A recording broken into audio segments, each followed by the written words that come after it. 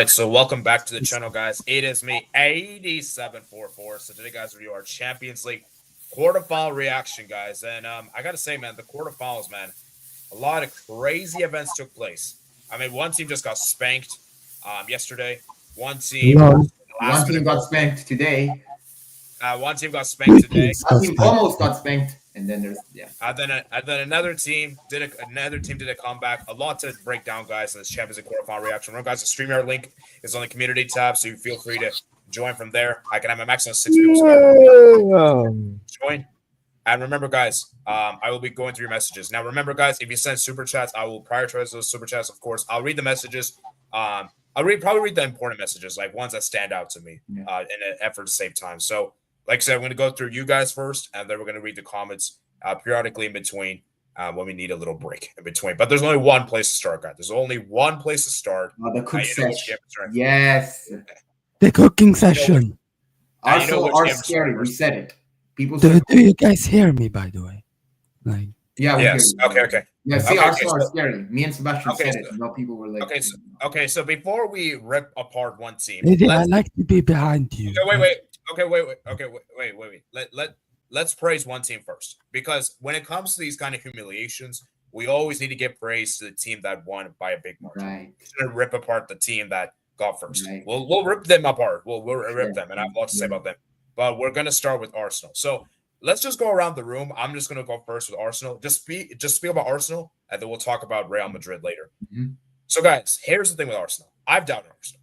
In fact, when I did my predictions, I said that Arsenal, for me, I just didn't give them a chance because I was thinking, okay, that PSV one was just a stat padding session. PSV are just garbage, and, we can't read too much into it.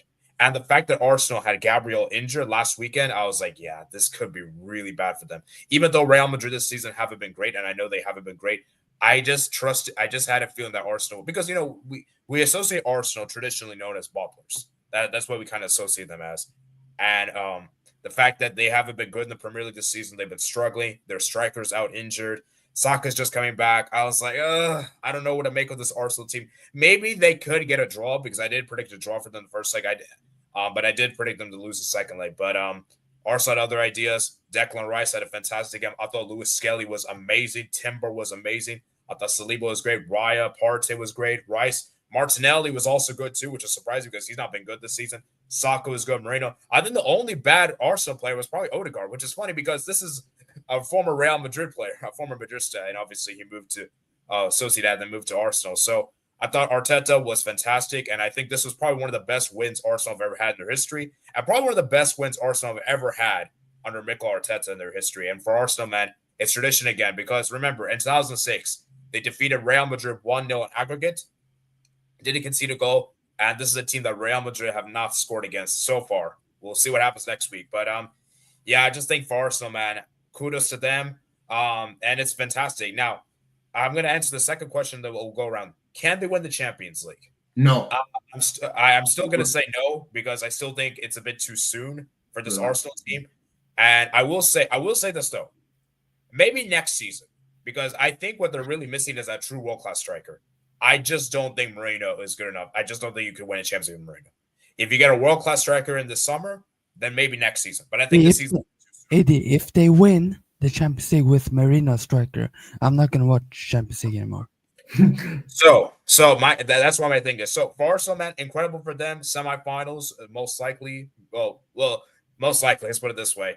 And remember, the last time they made the semifinals, guys, they defeated Real Madrid 2006, which is interesting. So, okay, let's just go around. So I want to hear from Vic first. We're just going to go in this order. So Vic, man, is Arsenal the real deal? Just speak about Arsenal. I just want to hear your thoughts there, man. Arsenal. And shout out to Declan Rice for scoring 2 free kicks one game, because, guys, to score 2 free kicks one game is only the 4th player ever in UCL history to do that. Yeah, and guys, the first to do it in the knockouts. So yeah, and this is the first player I've seen score 2 free kicks in the same game since Messi against Celta Vigo, I believe it was few years ago. So yeah, Vic, man, is Arsenal the real deal, or is this Real Madrid tax? I think Arsenal is a really good team, really good players, just missing that number 9. I think Mikel Merino has been a better alternative than Kai Havertz or Gabriel Jesus. Like he's more of a false 9, as we saw. and he got a G. But overall, this is all Arsenal having a quality game, quality performance. Odegaard getting revenge against the team that wronged him. For the first leg at least. Um, Bukayo Saka showing Vinicius levels. That's how you. That's how you. That's a winger, guys. That's what you I call. remember. And sorry to cut you off, Vic. He came back. He came back literally just from injury, so that's impressive. He did. Yeah, he looked like he was fresh, and he's been playing for weeks. Vinny, on the other hand, looked like he didn't want to play football anymore. Let's see. Overall, Arsenal, Arteta, set piece coach. These are all new things to me, you know. But set piece coach is doing his thing. Arteta as well. Overall, good performance. I think Real Madrid has one clear chance. Mbappe held on to. Wait. Wait. Let me finish. Raya, what's the name of the goalkeeper? Raya? Raya, with that clear chance, he absolutely brilliant save. So for me, a good performance overall. I'm looking for the young guy. What's the name of the young guy? Miles Lewis Skelly. Yeah, Lewis Skelly. Yeah, such a young player, so much personality behind his game. He's a bit of a hothead.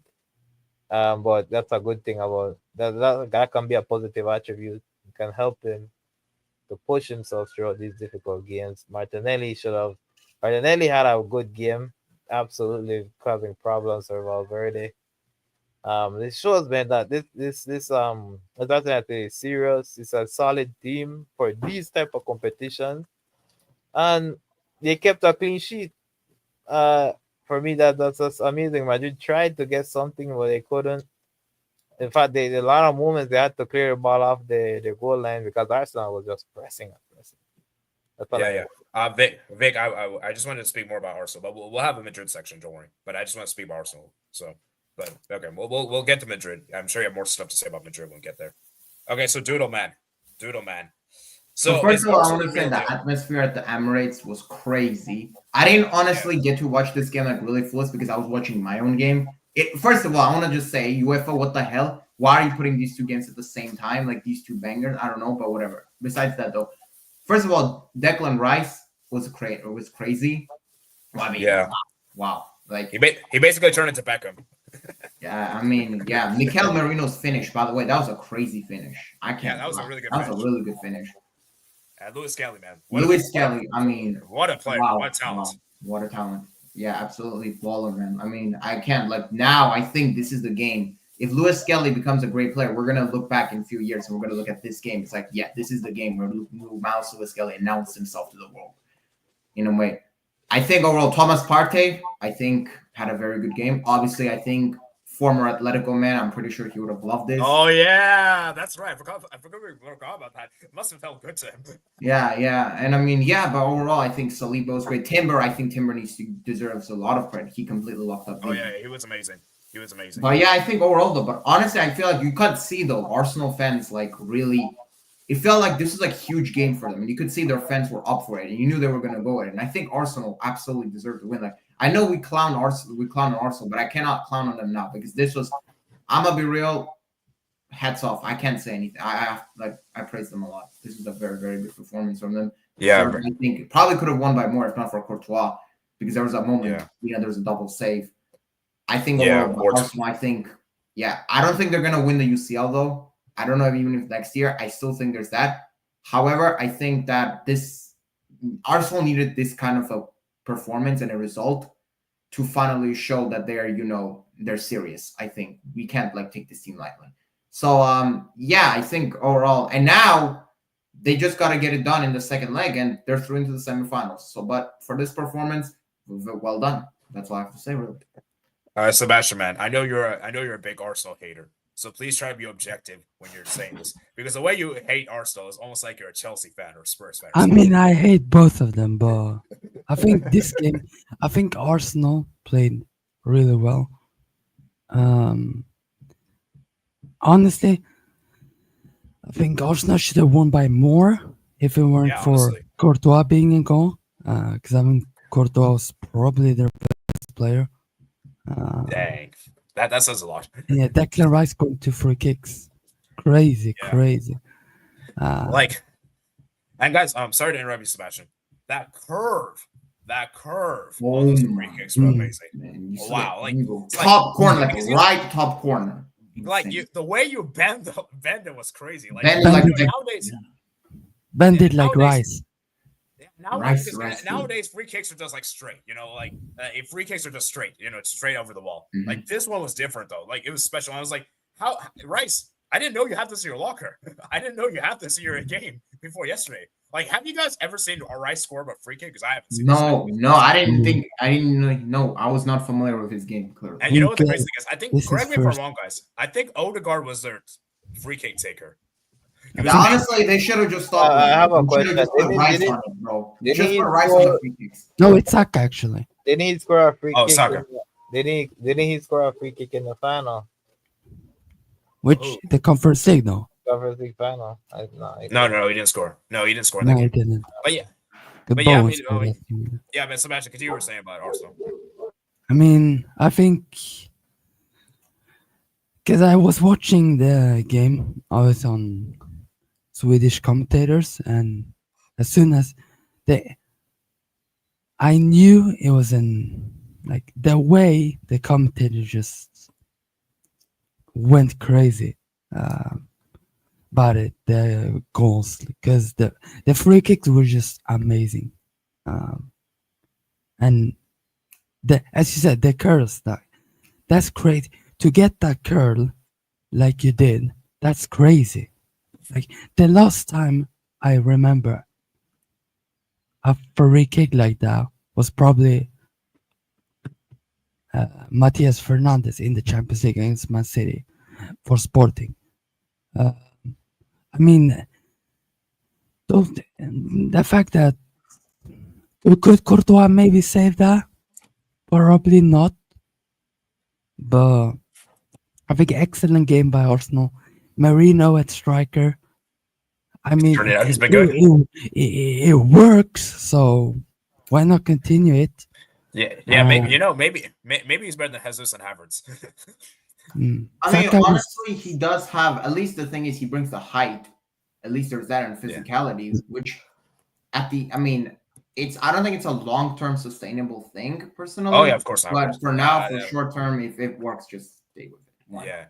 Yes. So Sebastian, man, Arsenal. Man. I said this like from yesterday that Saka is better than Vinny. Ooh. And we might have to have a convo about that. Well, currently, yes. Currently, he is. And Pookie, man, I dare you disagree. Saka shows up in big games, by the way. Saka shows up in big games. Okay, let's not be that hard. Come on. Vinny has been good in big games the last couple of years. This season's been bad. I'll give you that. He's been bad. I mean, Timber. Yeah, Timber was amazing. People were clowning Kivior, but he was good in this game. He did have those shaky moments early on, but after that he grew into the game. Yeah, like Lewis Skelly might be top 3 best left backs in the world, honestly. Maybe. England, man. English will start him. Take notes, England. He scored on his debut for England, no? I'm pretty sure. Yeah, I think so. Yeah, I think England, man. He's better than Luke Shaw. He's better than Chilwell. He's better than whoever else you have in left backs. Yeah. So I've been clowning Declan Rice, but honestly, like he was so good. Today. You can't clown him. No. Declan Rice is a solid player. I don't know why people. Even Madrid fans on social media were like, "Nah, we can't talk to many." You know what? The thing is, guys. I'll be honest with you. I think most English players are a bit overrated, in my opinion. It's just in general. But I do think which one? No, I'm just saying in general. I know which one. We're gonna talk about which one. Yeah, exactly. That dude, number 5. Most English players. Most English players are overhyped. But I think Saka is the real deal. Palmer is the real deal. And Declan Rice redeemed. No, we need to redeem. Declan Rice boost up his PR by 10. Yeah, Lewis Skelly's a real deal. So he's English. Yeah, Yeah, he's English. Rice is English. He plays for the England national team. Well, technically he's Irish. But he plays for England. I mean, But yeah, I mean, Kelly, yeah. so yeah. I mean, I know you guys said like Odegaard, he did not have the best game, but he didn't get a lot of balls to work with. But I mean, I think that, yeah. I mean, the thing is, I think he did his part. He did his part. Yeah, I mean, yeah, but for Arsenal, as I said, man, it's just incredible for them to smash Real Madrid. Because let's be real, guys. Many people didn't have Arsenal. If you had Arsenal to win, it was like maybe 1 or 2-0. Not smashing. Most people didn't expect Arsenal to smash Real Madrid, and most people had Real Madrid to advance. Most people had. I predicted 2-1, I believe. So. Okay, now it's time to segue. Oh, here we go. Ooh. As a Madrid fan, can I go first? Yeah. As a Barca fan, you gotta go first. Okay, so you know what? You're so shameless. Okay. Let's make things interesting. We're actually going the reverse. Normally, I would start, but I want Sebastian to start. So we're gonna go Sebastian, Doodle, Bacon. So AD, start the cook session. So AD, by the way, before that, I just want you to show my AVI because there's a certain manager that I have one of my clubs, and he basically is doing the same what this guy is doing. So Ancelotti might be Jorge Almiron in disguise. Wait, hold on, Sebastian. Sorry to interrupt. I want Brandon to go first because he has some Madrid. Oh, right. So I think it's like, hey, let's go for Brandon. Yo, Brandon, man, as a Real Madrid fan, somewhat, tell me your thoughts on this game. Brandon. Yeah, can you hear me? Yeah, I can hear you. So tell me your thoughts on Real Madrid, and also quickly do Arsenal, but speak more about Real Madrid as you're a Madrista. Well, first of all, I will say a couple of things, kind of like what you mentioned. Well, great job on Arsenal. I mean, Arsenal, they played a perfect game. I mean, what else to say? And then as for Madrid, I mean, embarrassing is what I would describe. Honestly, Vini didn't show up. Mbappe didn't show up. Mbappe didn't show up. Rodrigo didn't show up. I mean, the defense is a mess. Like Rudiger he's been disappointing this season, and then Alaba has been washed up. And then and then Jude wasn't even present that game. Yeah, it was just mediocre all along. It's just we've been playing shit this season, this game.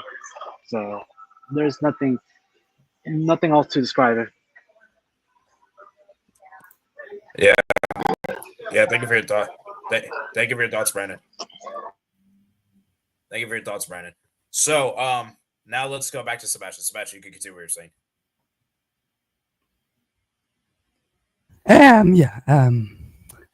There's a certain guy called Jude Bellingham.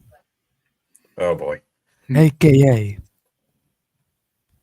the supposed best midfielder in the world / attacker. Where was he this game? I swear I saw Bellingham in Timber's pocket when he came home. So they said I was a madman when I said Vitinha Neves was clear. They said I was a madman. And yes, I am a madman, people. Vinny! Where are you, Vinny? Where are you, Vinny? Where are you? And by the way, where's Pookie, by the way? Oh yeah, he's in the chat, by the way. Real Madrid, you are cooked. As I said before the season started, they're not going to win anything this year.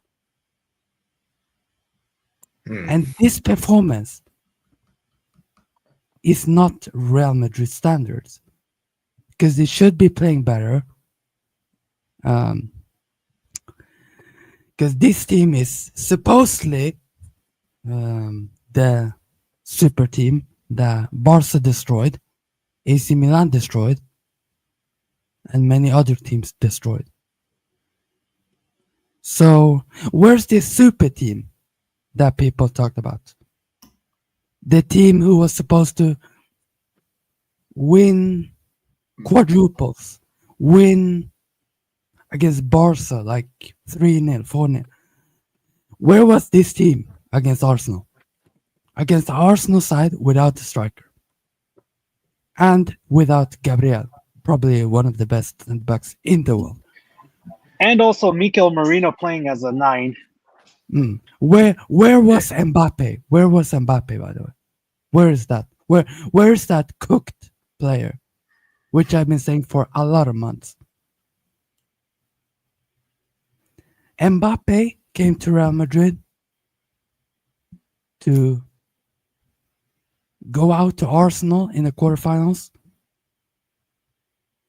Meanwhile, the other team going to probably a semi-final or final. Mbappe is holding this Real Madrid team. And that's the fact. You start Hendrik in this game, and Hendrik would be better.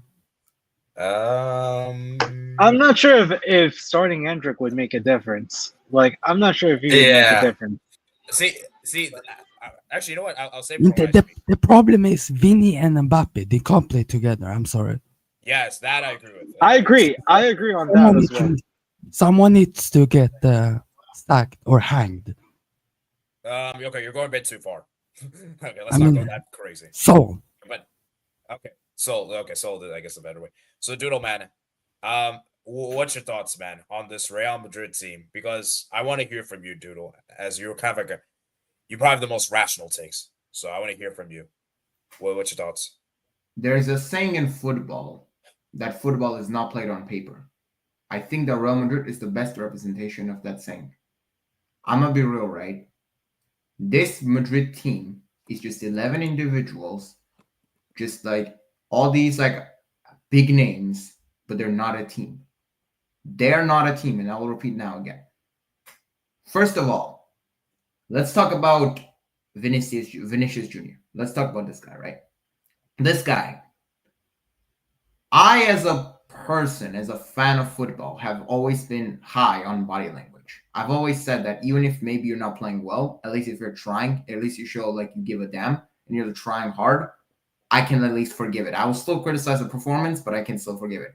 Vinicius Jr. completely let Madrid down yesterday. He did nothing. That right there, from a player of that standard, of that level, is unacceptable. He should not be playing like that. He didn't look bothered. Really, if I was a Madrid fan, I would be disgusted with that. Kylian Mbappe, you scored a hat-trick in a World Cup final. You have a lot of big moments, and you have that chance, and you can't like hit it properly. It just goes straight to the keeper. Like, again, very, very disappointing. I'm actually not one of the guys that thinks Mbappe has been like a failure signing for Madrid. I'm gonna be real, because I think that there's a bit more to it. I think Rodrigo needs to leave Madrid, in my opinion. I just don't think he's a good player. I know he has it in him. He's not a right winger. He's a left winger. I think he needs to go to a team where actually he will be like one of the main men, in my opinion. Like, but here's my thing on Rodrigo. He's a bit inconsistent, but the talent is there. Yesterday, though, poor. Jude Bellingham. I rate Jude, but here's my thing with Jude, man. I mean, it's like, I know there's people saying he had to help Alaba and all. Like, look, first of all, why is David Alaba playing in 2025? Like, what are we doing here? Like, he used to be a great left back at Bayern Munich, but that was how many years ago? Luka Modric also falls into that category. Like, used to be great, but he's now nearly 40. Like, why is he being forced to play? Camavinga, I rate the player, but I mean, that red card really just summed it up. The defense, I mean, and Courtois was great, but like the defense again, not great. Like, I mean, honestly though, what I gotta say about this Madrid team is that it's just, I think when we're talking about the players, but I think we need to actually discuss the elephant in the room. Is it time for Carlo Ancelotti to leave? And I think it is. I think it's time. I'll tell you this as a Madrid fan. I think this would, if if we don't win any trophies this season, he should that would be a sackable offense. Yeah. I'm sorry, but that would be a sackable offense. But even if, let's say, you have Copa del Rey, would you keep him, or would you still want him to leave? Who cares about the Copa? It's just like honestly, on at this point, even the Copa del Rey, I don't really care. Like, I mean, sure, I mean that's fine, but a bare minimum, a trophy. If not, then yeah, it should be a sackable offense. This team should be playing way better. Like, I know we're much this better. Team should be playing much better. Look, and the thing is, here's the thing: you can I don't want to disrespect Arsenal or anything, but let's be completely honest here. Look at these teams. Just look at the lineups. How is this a 3-0 gap? And before anyone tells me the free kicks, Arsenal were outplaying Madrid the whole game, especially that second half. So I don't want to hear this, but Rice scored 2 free kicks. Like, this is not a freak result. This is not like a freak result. This actually has been happening this whole season. This was happening, and you can't, and I get people are going to say, I think we're going to obviously talk about the overall aftermath. We're going to talk about the second leg once we're done with this segment. But for me, Madrid, I mean, I think they need a lot of changes. I think there's because they're now in a position where I don't think they're going to win the Copa del Rey. I don't think they're going to win La Liga. And I think they're pretty much out of the UCL. So, where do you go from there? You build this kind of a crazy team, but clearly it's not that crazy as we all thought, and West Madrid probably thought. So I personally believe, as an outsider looking in, that they need to sort out a lot. I think that the balance is not there. And honestly, they can't get, and the thing is, at the end of the day, I want to touch on the fact that, people say they're playing with 3 wingers and all. I mean, PSG are playing with 3 wingers, and yet PSG look way more cohesive. So I don't think this winger thing is exactly the main issue, at least in my eyes, because we're seeing another team do it. So maybe in a way, but I just think personally, though, I just think that the coaching is off. I think the players were not great. I just think overall, Real Madrid, I think Madrid overall just need a reset this summer and just need to reevaluate a lot of things. All right, now let's hear from me. So when it comes to Real Madrid, I understand the Ancelotti slander. And I understand. There's a lot of people who say, Ancelotti's a fraud and all this and this. And this season's been bad, I will admit. But I don't really blame. See, the thing is, I blame him to some degree. But I think the bigger issue isn't even Ancelotti or the players. I think it's Paris. I think it's Paris.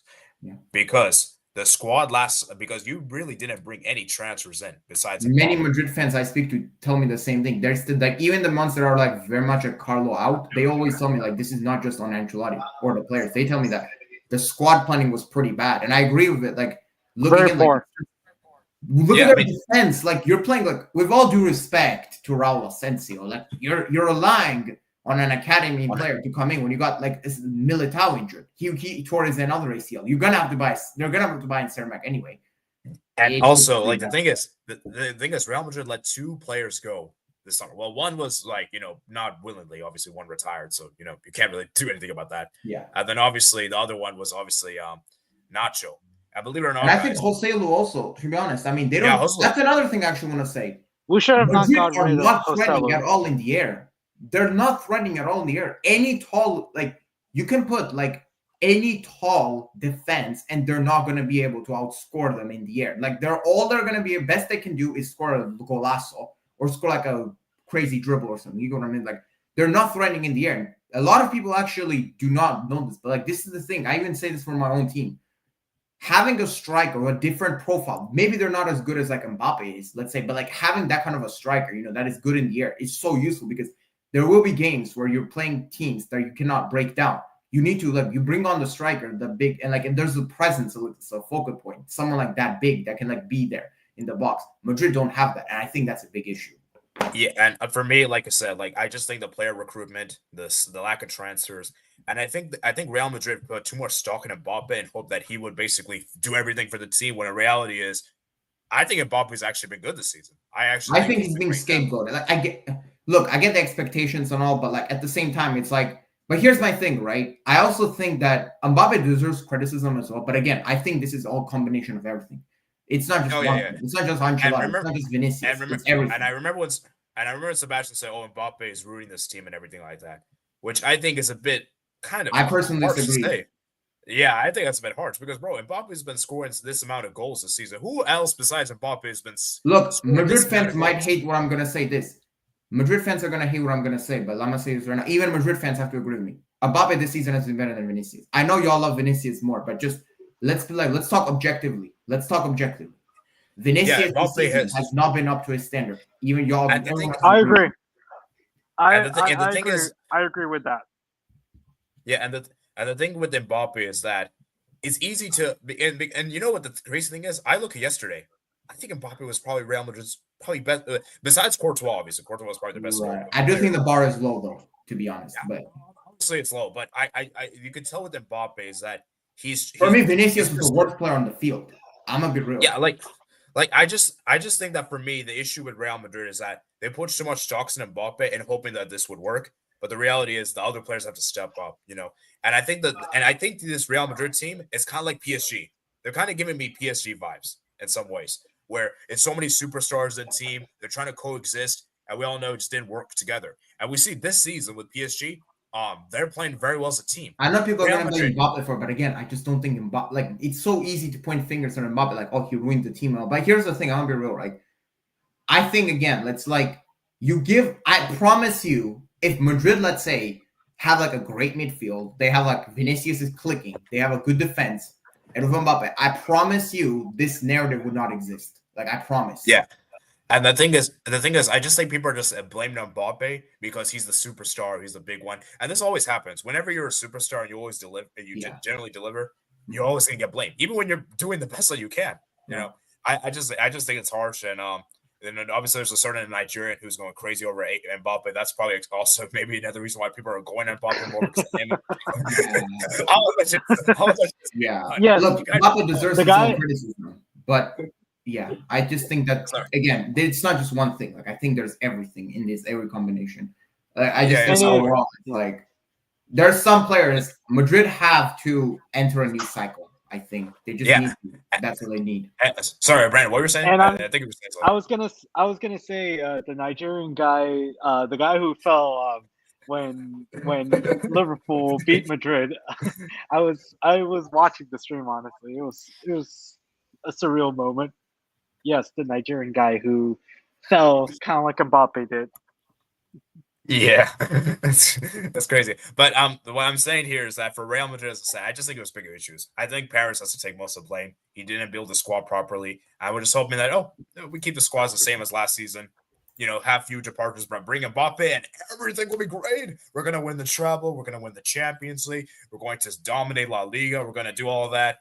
And now it's looking really bad because I'm sorry to say, guys, if Real Madrid end this season with no trophies besides the Super Cup and Intercontinental, we're going to have to do emergency and we're going to have to rip apart Real Madrid because that will be extremely embarrassing. Extremely embarrassing. For the amount of money we have spent, for the amount of hype this team has got, there is no excuses. No excuses. And I'm sorry, I'm not going to go away for Super Cup, Intercontinental Cup because those are technically from last season. So this season, have you really won a trophy from this season? Even if, let's say, those are just what? Like, those are just like they're just, smaller kind of trophies. Like, bro, come on, like what are we doing here? Come on. So like I said, my thing, what I'm saying for Real Madrid is that this could be a bad season. This could be a really bad season, and I feel bad for Ancelotti because I feel like the players and the Paris deserve more blame because Ancelotti's working what we have. Because look at the amount of injuries Real Madrid have had this season. Carvalho's been out, Ferland-Mendy's been out, Militao's been out, Ceballos has been out. Like there's been so many injuries happening in Real Madrid that you have to play what you have. Imagine like you have so many injuries and you have to play the players you have, and these players are just not playing well. What other options do you have? So this is why I find it. Well, I will say though, because now that you scroll down, there is one thing I do think that Ancelotti deserves blame for. It's the two players on the bench, like the last ones you see, Endrick and Arda. Oh yeah, those I think he deserves blame for. That I think is different.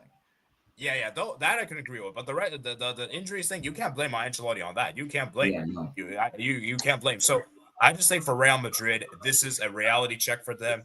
They have to rebuild this summer. They have to sell. Like for me, let's go to the players Real Madrid to sell this summer. Because for me, Alaba has to go. I think he needs to go. I think a lot of these. I think they're gonna sell Rodrigo.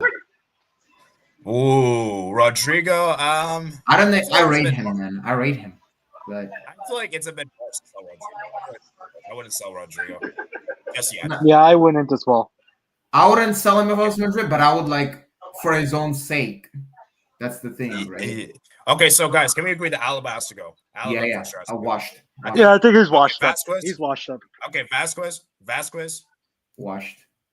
Maybe keep him as. I think Modric is also pretty much like Luka Modric is one of the greatest midfielders ever, but like father time catches up to everyone. So yeah, I think he'll probably retire. I think he will retire. And guys, what are we saying about Camavinga, man? Because this guy, man, I don't know what's up with Camavinga. It's difficult. Damn, I don't know, man. There's also Tchouaméni. Tchouaméni. Oh yeah, Tchouaméni didn't play this game because he was suspended. By the way, yeah, he was suspended. Yes. So yeah, I think so. Alaba has to go. Do you sell Militao? Probably. I mean, he tore two ACLs. He's never gonna get back to the old level. I'm sorry. Yeah, I think he's getting injury prone at this point, honestly. So maybe look for a replacement. Yeah, so I would sell Alaba, Militao, maybe Vasquez, maybe, and potentially one of the midfielders should maybe go. Because I have a feeling because in my opinion, Real Madrid should sell either Camavinga or Tchouaméni. If I had to choose, I think I would go with Camavinga. I personally think Camavinga's ceiling is higher than Tchouaméni's, but at this point, maybe. I don't know. And maybe one of the forwards needs to go. Like as you said, Doodle. Maybe Rodrigo needs to be sold, just for the team to be more cohesive. The thing is, if they're going to sell anyone, it's going to be Rodrigo. They're not going to sell Vinicius. They're not going to sell Vinicius or Mbappe. Yeah, of course not.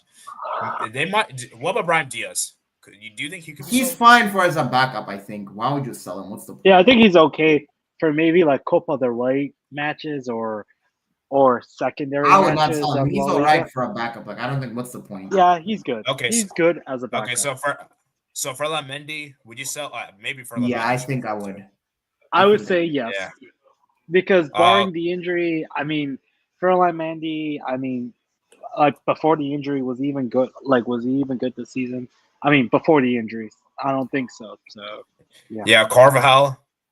I mean, what's the point of selling? Nah, you can't just sell Carvajal. Let him retire. Nah, I would not. Let him retire. Yeah, let him retire. That's probably more fair.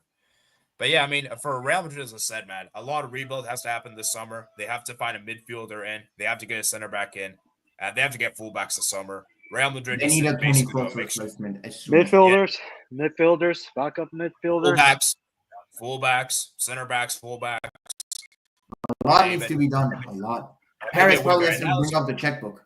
Probably needs to. Now let's talk about Vinicius, man. Here's the thing, man. Vinicius, man? He's been bad this season. We have to be real. Very poor. I think he's been poor.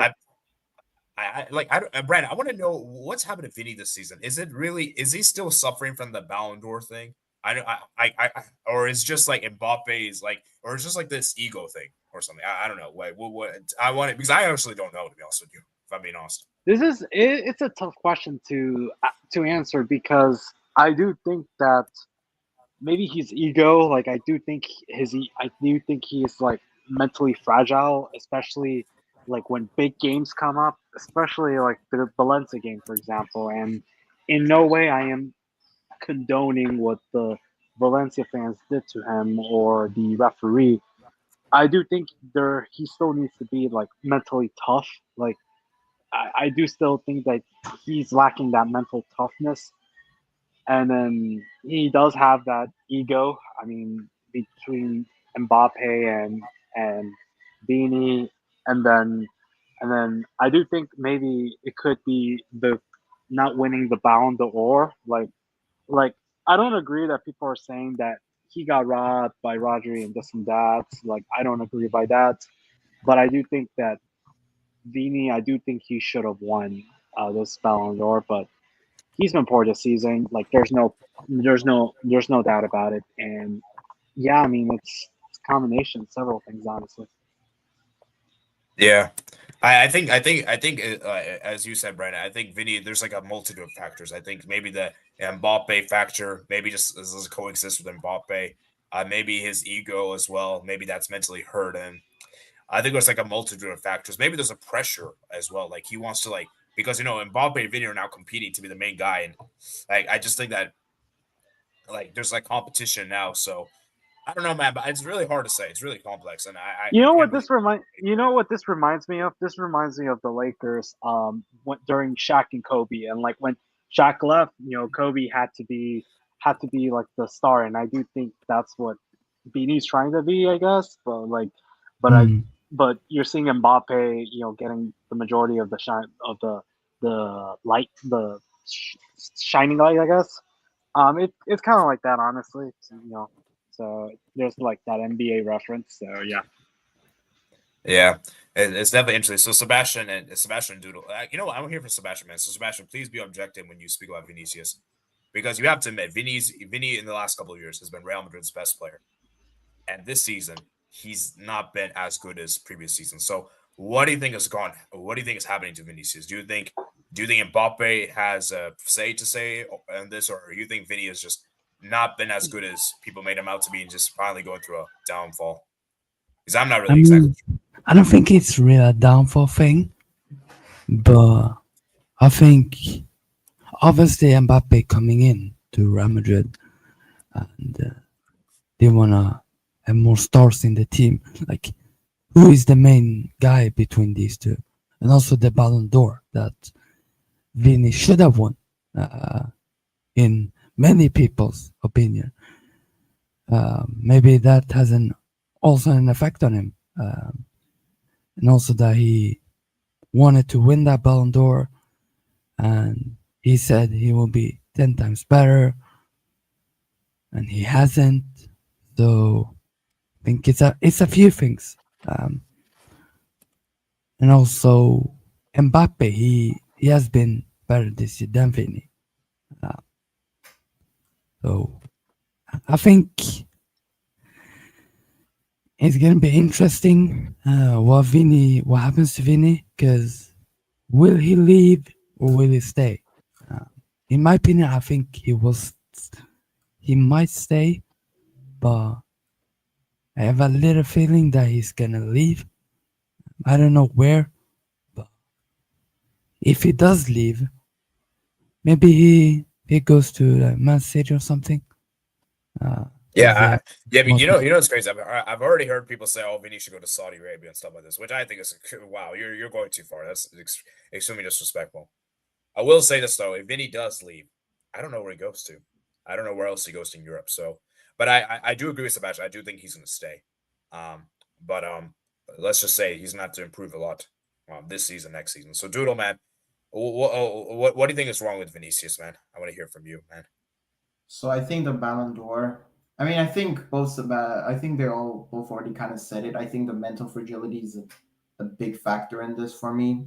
I just don't. Oh yeah, But even Vinny's then, very emotional. He's very emotional. Thank you for mentioning very. that, And bro. look, I get it in a way. I do get it. Like the racism he has faced is really disgusting. I get that, all that. But at the same time, I feel like. But at the same time, I feel like Vinicius really. I mean, maybe this is a bit weird to say, but like Vinicius really benefited a lot from playing along with Benzema. And because of the way that Benzema played, that I think really helped him a lot. Because of the way that combination striker and that kind of a striker. And last season it was good because while they didn't really have a striker, they kind of had Jude Bellingham that was like operating in that space. Now that's not me saying that Mbappe has won the team. I'm not saying that. I'm just saying that again, this maybe goes back with Ancelotti. I don't know, but like I just think the team. I just think that Vinny. I think that the team is partially the reason why Vinicius is not playing as well this season. I just think the whole setup is just not the way. It's not really getting the best out of Vinicius. He himself needs to also get the best of himself, though. But I just think overall, I mean, look, I think just I don't know. Again, like I still think Vinicius is a world class footballer on ability. You don't just lose; you just forget how to play football in like a season, man. Like it doesn't. Yeah, I think it's crazy. And we've actually seen some good moments from Vinny this season. It's not like we've not seen it, but just not as consistent. I think personally, though, I think that we will have to see, but I just think that Vinicius overall is just like. But whenever Vinny plays bad, though, Madrid really seems to play bad, and I think that's the biggest thing, right? Like, and I think overall, like, yeah, I mean, we just gotta see. But I think now, like, Vinicius is just, when you're like that kind of a player, a lot of players now suddenly begin focusing on you, just try to stop you because they know how good you are. And I just think that Vinicius this season, especially the Ballon d'Or, I just think that his head is just not right. I think he needs this. I think personally, I think he needs this season to end out of like the most out of them all. He needs to just move on, like get himself like go on a holiday, enjoy it, return to next season, and then look. I think Vinicius next season is going to be way better than this season. Like I think let's just call it as this. I think it's going to be that. I think he's going to have a good season. And you know what's interesting? But I just think he needs a reset. That's what I think. Yeah, let's talk about the other players. Like this season, Rudiger's taking a fall off. Vinny obviously as well. Jude Bellingham as well. See, here's the thing with Jude. I'm not going to be too harsh on Jude because I do feel like he's like kind of like a very multitude of facets of midfielder. I think he can play as a central attacking mid. We expected Jude's numbers to drop, at least goal scoring wise, because of Mbappe's arrival. Because now he does not have to score as much as he did last season. So I think there's that. But yeah, I mean, but here's my issue of Jude though. The thing is the Jude, I think that's one thing though about Ancelotti. I don't think he's using Jude exactly the way. I think he probably, and this is the thing, right? I think we're talking about a Vinny and Mbappe. I actually think that the main problem, at least if we're going to talk about like structure of the lineup wise, I think the dilemma is Jude and Rodrigo. Because I think, imagine they played like they did last season, the setup. Now I know Toni Kroos was there, so that's different. But like even then, but like it's like Jude Bellingham was like operating. I'm not calling a Jude Bellingham like a striker or anything, but I'm saying like Jude Bellingham was operating as like this number 10.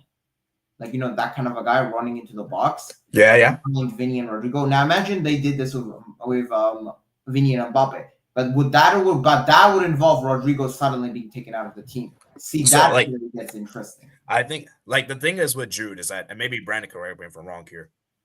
Jude Bellingham is like a multitude of facets. He can play as a center attacking mid, center mid. And the problem is that because he's so versatile, that like Carlo doesn't know how to get the best out of him. And the problem is that if you want to get the best out of him, some players have to be sacrificed.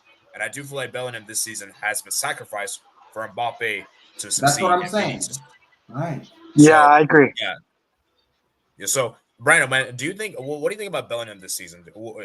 What's up with Bellingham this season? Because he doesn't feel like the same as last season.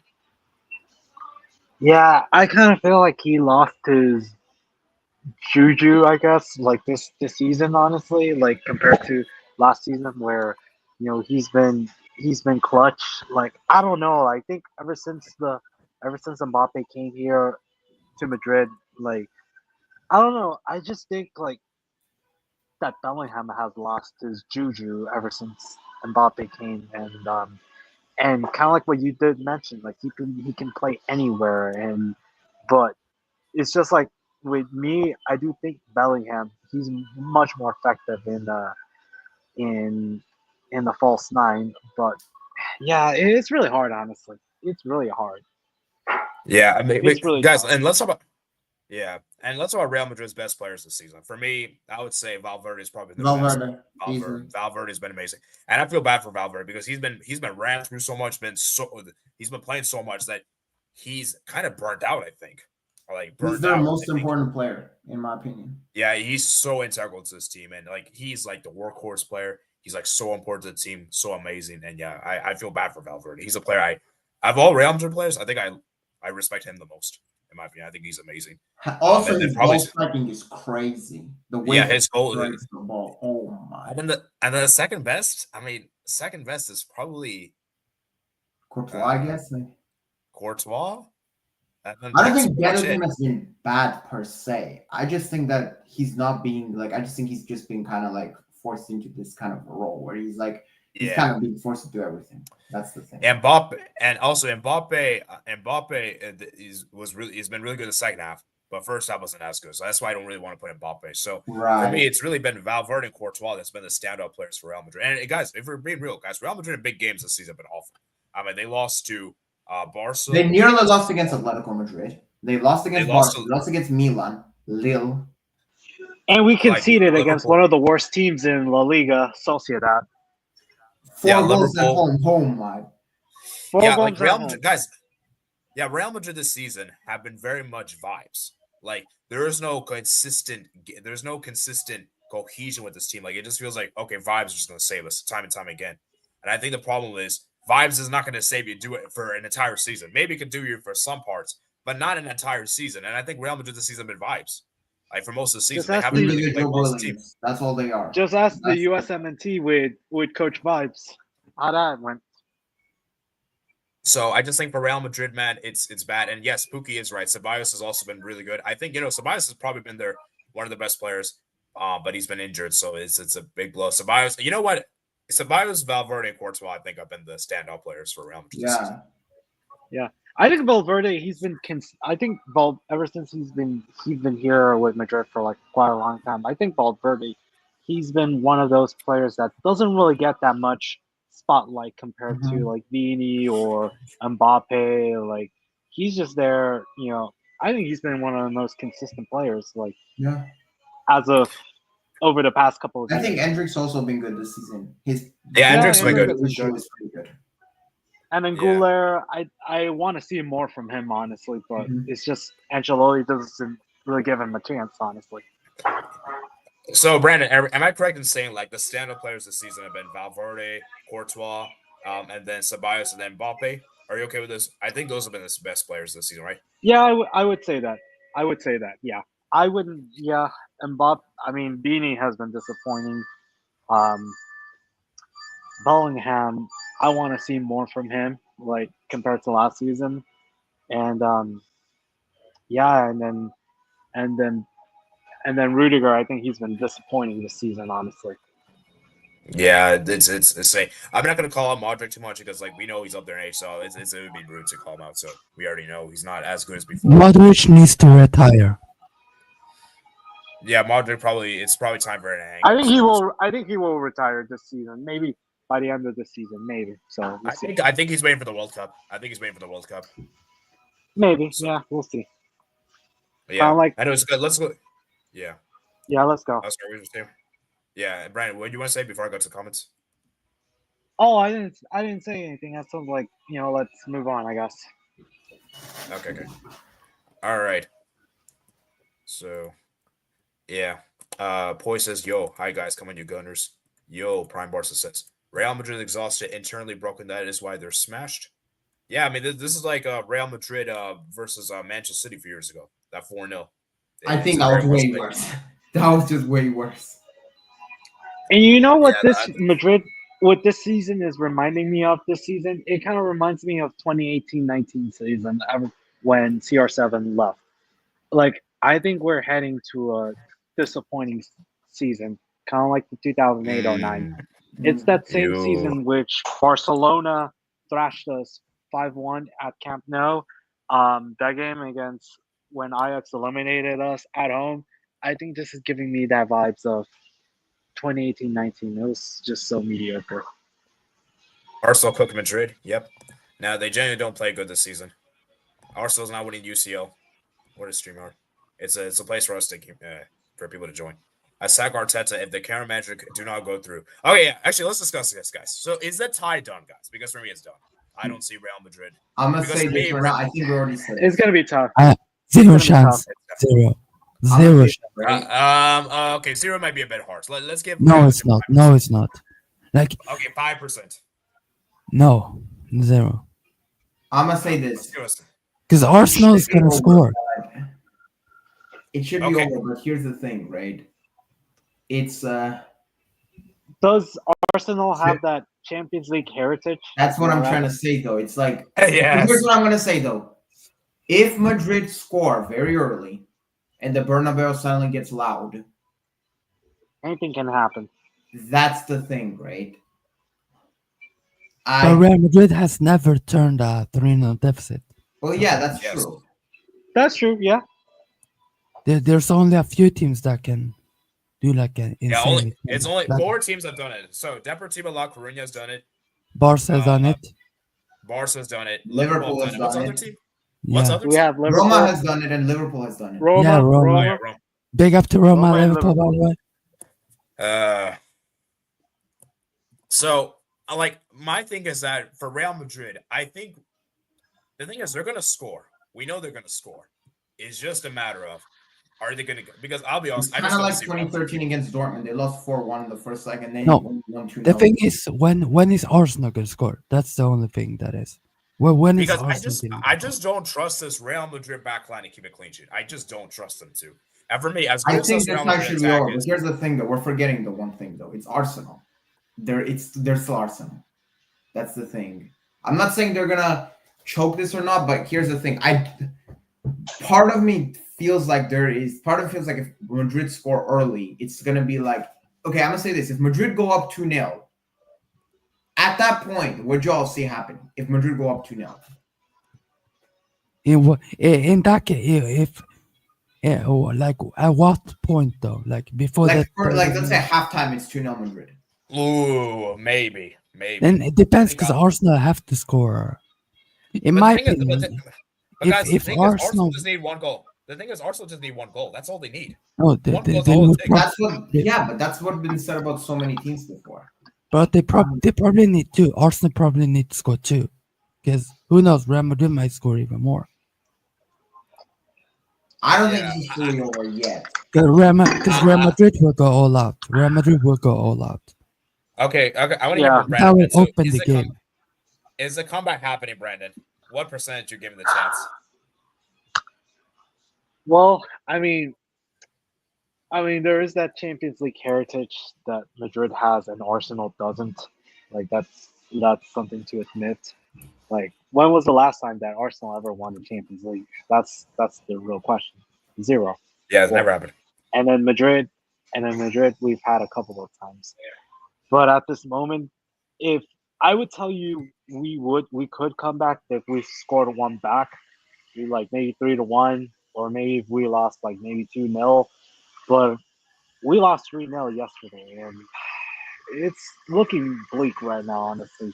Unless we can score the first goal like in the first couple of minutes, then maybe. But yeah, I could see Arsenal defending for their lives, and maybe lose maybe 2-1 or maybe 3-1, and that's enough for them. So it's just, man, it's quite hard. Yeah, and for me, I give the comeback chance. I'll give it 5%. I'll say 5% chance for Real Madrid. I'll say that as well, but here's what I'm going to say though. Maybe 7% at halftime. Maybe 7%. If Madrid are up 2-0 at halftime, though, it's like then I think it's a bit tricky. Then I think it becomes a bit weird. Yeah, it's true, man. And yeah, for Arsenal, as I said, man, they got to finish the job, man. They got to. If they don't, Arteta needs to be sacked. I think right after the game, he needs to be sacked right after the game.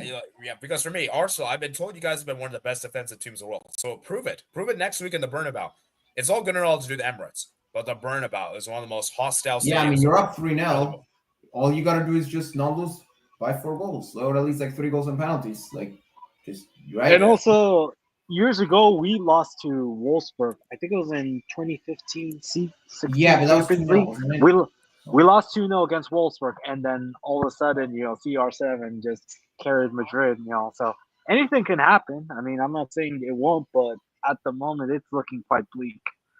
And yeah. Yeah, for sure, man, for sure. I sack opportunity. We cannot mention go through. This is what comes the issue, Barca. They need to finish the job. Arsenal ain't no real deal, bro. Many teams have beaten Madrid this season. Yeah, I mean, like, I don't want to be harsh, but like, them beating Real Madrid, it is a statement, but this Real Madrid team is very poor. So, it's a statement, but it's not like, let's not overpraise them, We'll praise them, but let's not overpraise, There's some bad. I'm going to be shameless.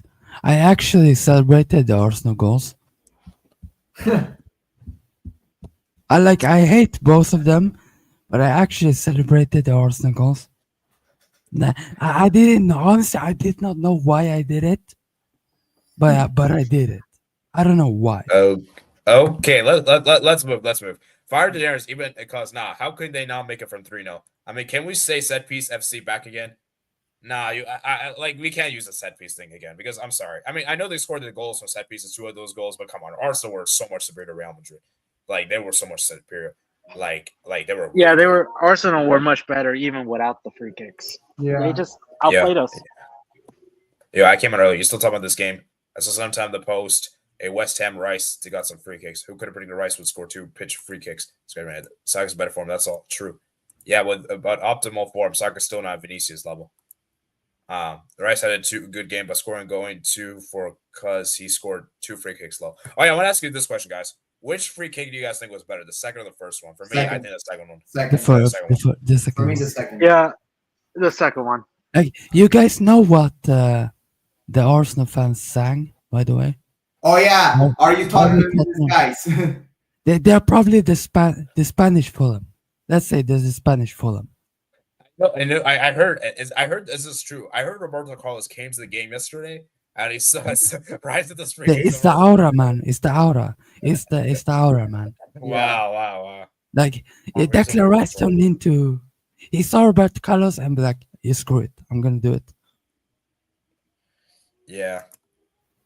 You know what? This Madrid downfall, it actually makes me so happy. But at the same time, Arsenal is doing really good, so that pisses me off. But like either way, I don't think these teams will make the final. Jude wasn't ghosting; he was on defense. I'm gonna Alba, low Sebastian Speed. The truth. I'm sorry, Alaba is cooked. Yeah, he's cooked. Alba's finished. He needs to go back to Austria, mate. Vinny did try to set up Mbappe. Vinny did try in the first one at least. Or maybe Saudi Arabia. Vinicius down ball. Yeah, probably. Vinicius Saudi Arabia for years, so we'll be there. I don't know, man. I think Vinicius in there mentally wise. They need to be more coordinated mentality. Now, I respect Jude, though. The man will die for a badge. Yeah, Jude actually does do a lot. Like, I think he genuinely does care about Real Madrid. I'm not sure. Yeah, I think they all do. I don't think any of them don't care. I just think performance is got to be. Yeah. It's just time for him to leave. Now, I think the game was even a half. That's correct. Mbappe has been hit and miss. I still think Mbappe's been pretty good. I mean, and I think 10 was to bring this up stat a few weeks ago. Mbappe could actually score the most goals for a first season for a Real Madrid player. Like he has a few goals up to Zamorano, by the way.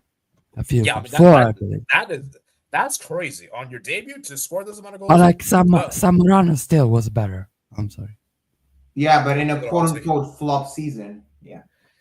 Yeah, I don't Zamorano think never flopped, by the way.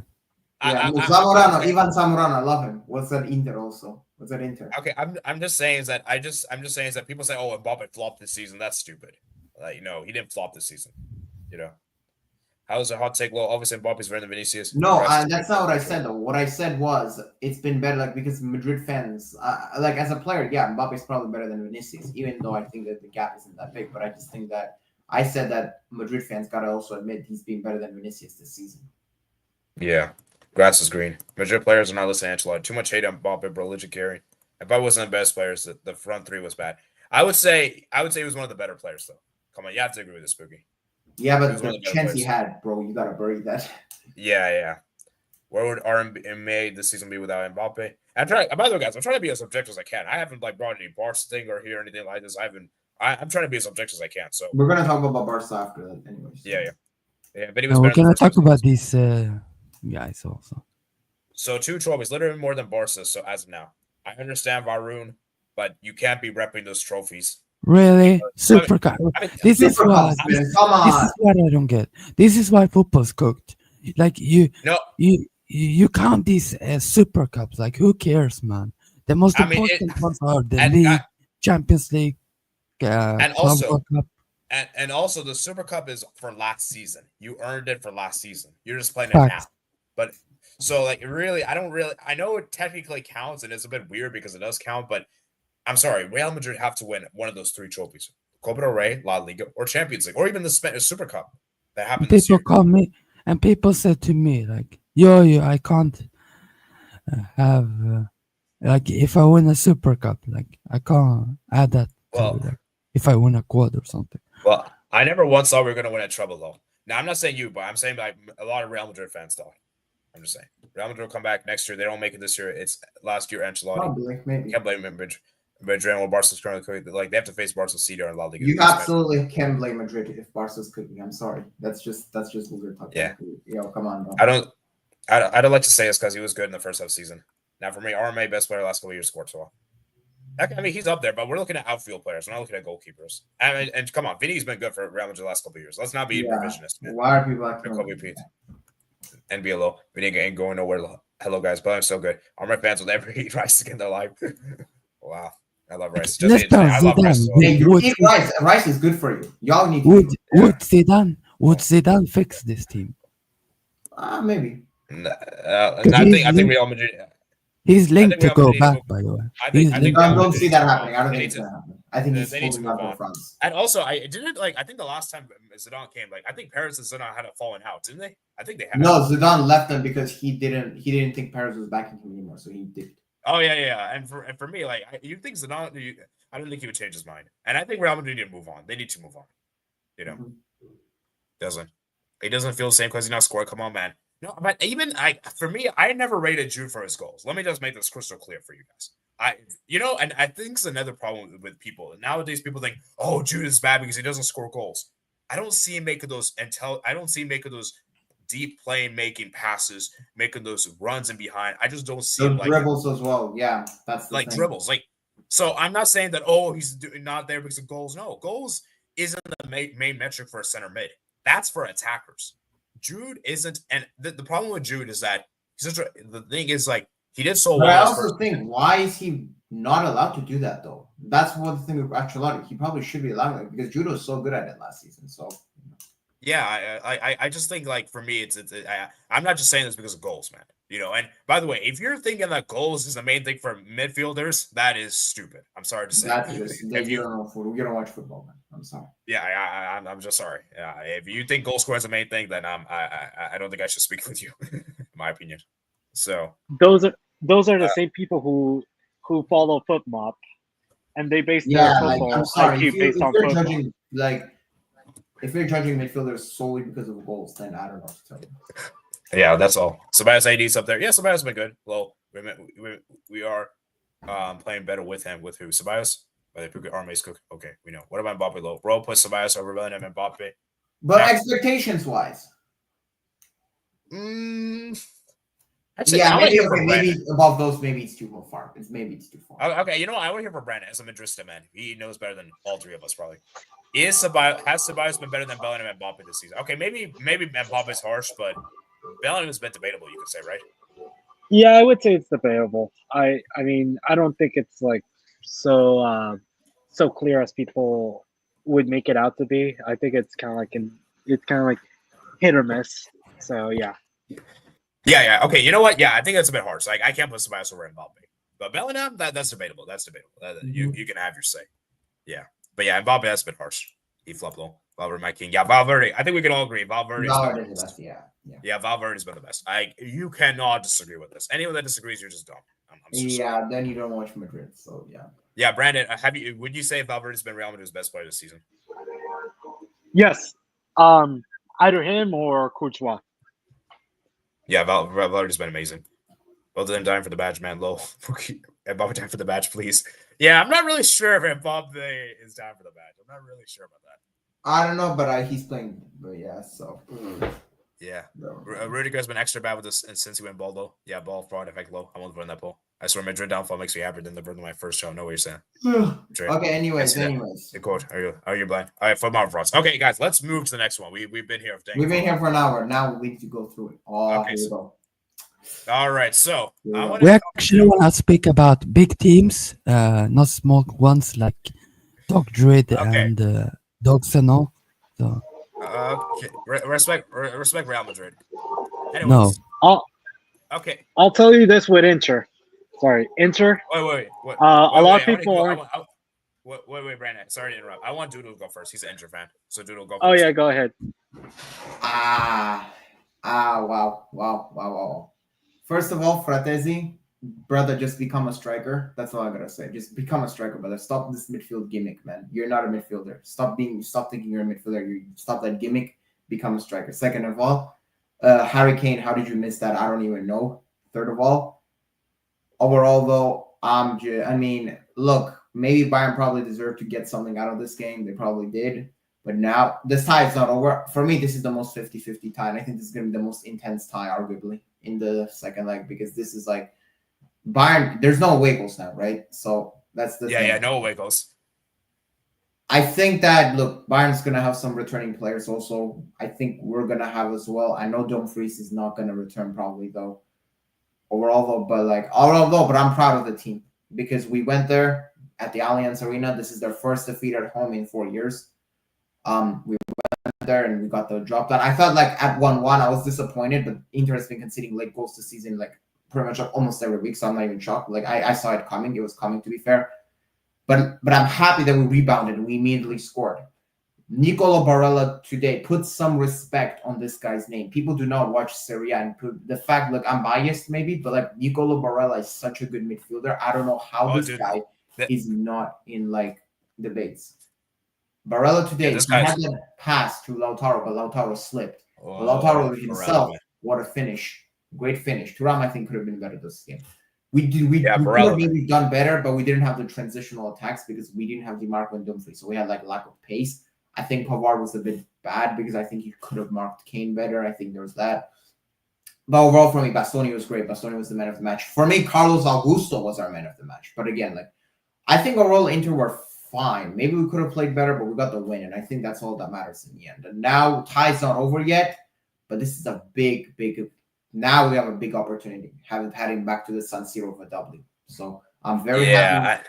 I gotta say, man, Inter, man, the amount of disrespect I see Inter get is so ridiculous, so baffling for me.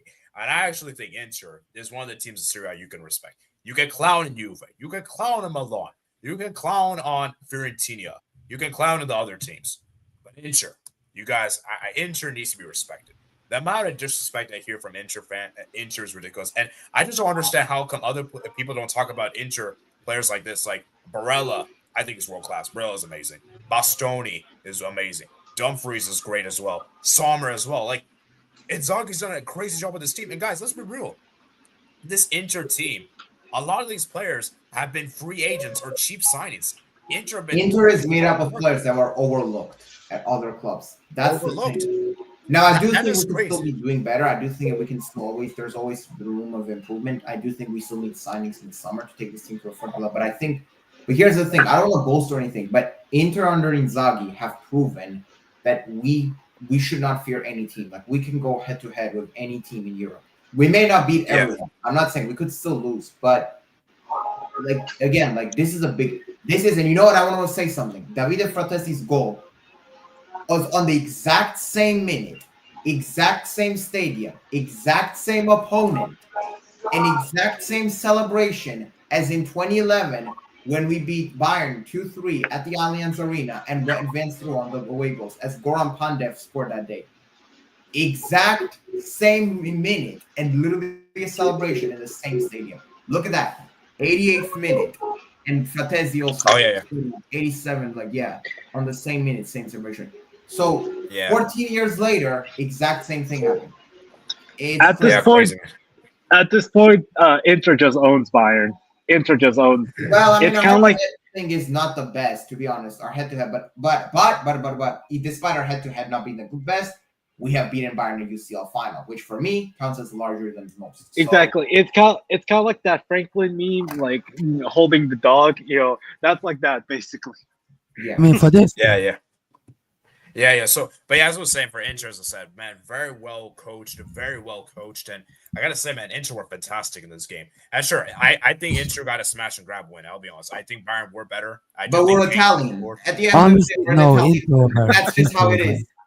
No, Inter was better. I think Bayern were slightly better. But I think Inter were better. I think Inter were better. But the thing is, people expected Bayern to come at us. Like Bayern playing at home, they knew that they had to take a win to the San Siro.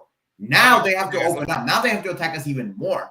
And now that opens up spaces for Inter. That's what I'm saying. I hate Inter. I would love to see them lose and all that kind of stuff, but I would love to see them to say that they were worse, but Inter, they were superior in this game. Bayern Munich, they did not go into their level. Okay. Let me finish. But yeah, for Bayern, as I said, they create a lot of chances. Harry Kane in particular, and this is my thing with Harry Kane. I respect you, Harry Kane. You're probably one of the best strikers The in the Spurs 21st team, century. though. Yes, that Spurs team. But I'm sorry to say, you are not that guy in big games. You're not that. Yeah, I know no. people are gonna say, "Oh, he's been great in the Big Six and the EPL and that stuff." Yeah, but UCL though, UCL, it's sketchy. I remember, remember in 2019 final, I actually think Spurs would have done better not starting Kane that final. Kane did that final. And guys, let's be real. Besides the English Premier League, what big games has Harry Kane performed in? I mean, Bundesliga, with all due respect, what is there? Like Dortmund? I'm sorry. Like, what are we saying? Like, and again, he scored against Madrid a penalty last season. Yeah, exactly. I think he scored against City. Did he score against City that season? No. Nah. He was injured, remember?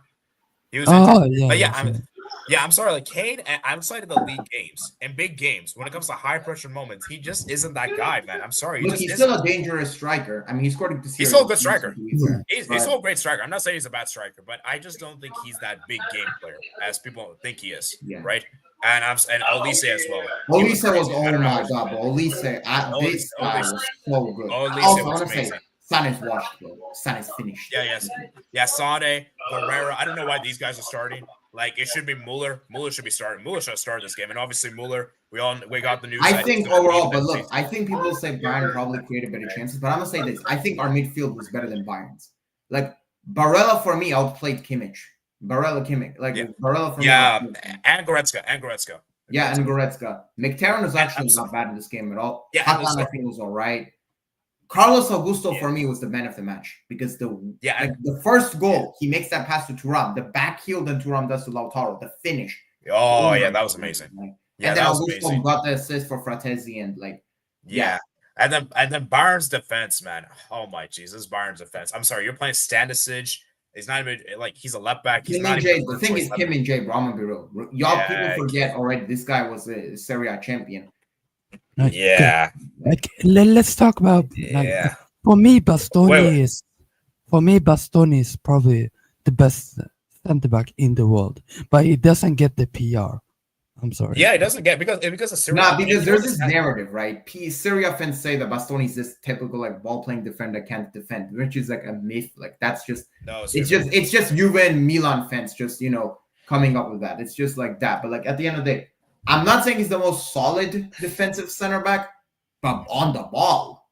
For me, he's better than most of the center backs in this world.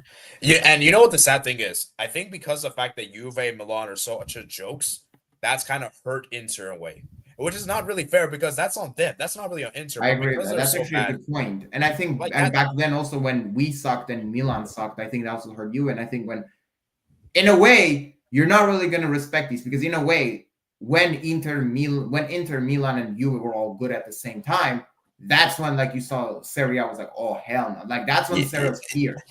But anyways, get back to the Bayern defense. Stanisic not even the first choice left back. Leimer is not even a traditional right back. He's playing the Leimer actually played well though. I think Leimer. Yeah, but like still, he's not a right back. And then Dyer, man, oh my jeez, I don't know what Dyer did for the second goal. And Orbeck, their second choice goalkeeper. I mean, he wasn't bad to be fair, but like he's not. I think he's a good keeper. He's a good keeper. And for Bayern, man, they stayed switched off for the second goal. That was really bad defending there for Bayern. Really, really bad defensively. And it sucks for Muller because I was just talking about Muller a few weeks ago. Like when we're talking about iconic moments, because remember, guys, when Muller scored that to win in the 2012 final, that would have been his best moment in his career. But we all know Drogba had other ideas. And in a way, this kind of happened though. In a way, they didn't let Muller. Like Muller scores, it's in like a send off. Oh my god! And then we just scored. It's like so anticlimactic. It's like it just feels like so devastating for Muller. For me, this tie is over. For me, this tie is over. For me, it's not. No. You can't say it's over, but you can't say Inter are the favorites. I think we are the favorites, but I don't think this is over. Bayern just need one goal back, and this tie is. And for Bayern, as I said, man, obviously, I don't trust that defense for Bayern. I think they'll concede the first. I think Bayern will concede at least 2 goals again. Guys, look at the amount of injuries Bayern have. Pavlovic is out, Neuer is out, Davis is out, and I know Bayern are very angry at Canada, by the way, because they played Davis in that third place game. Then Upamecano is out, Ito is out, Buchanan is out, Musiala is out, Coleman's out. Some of them are going to be back in the second leg, though. I think so. There's that. I think Pavlovic may be back, and no, I think Upamecano will be back, and Coman also. I think those are going to be. Well, it says early June here, according to football. Early June. I mean, he is back. I know Denzel Dumfries is probably not going to be back though. But yeah, and I look at Barnes, man. Look at Barnes' bench, man. Yeah.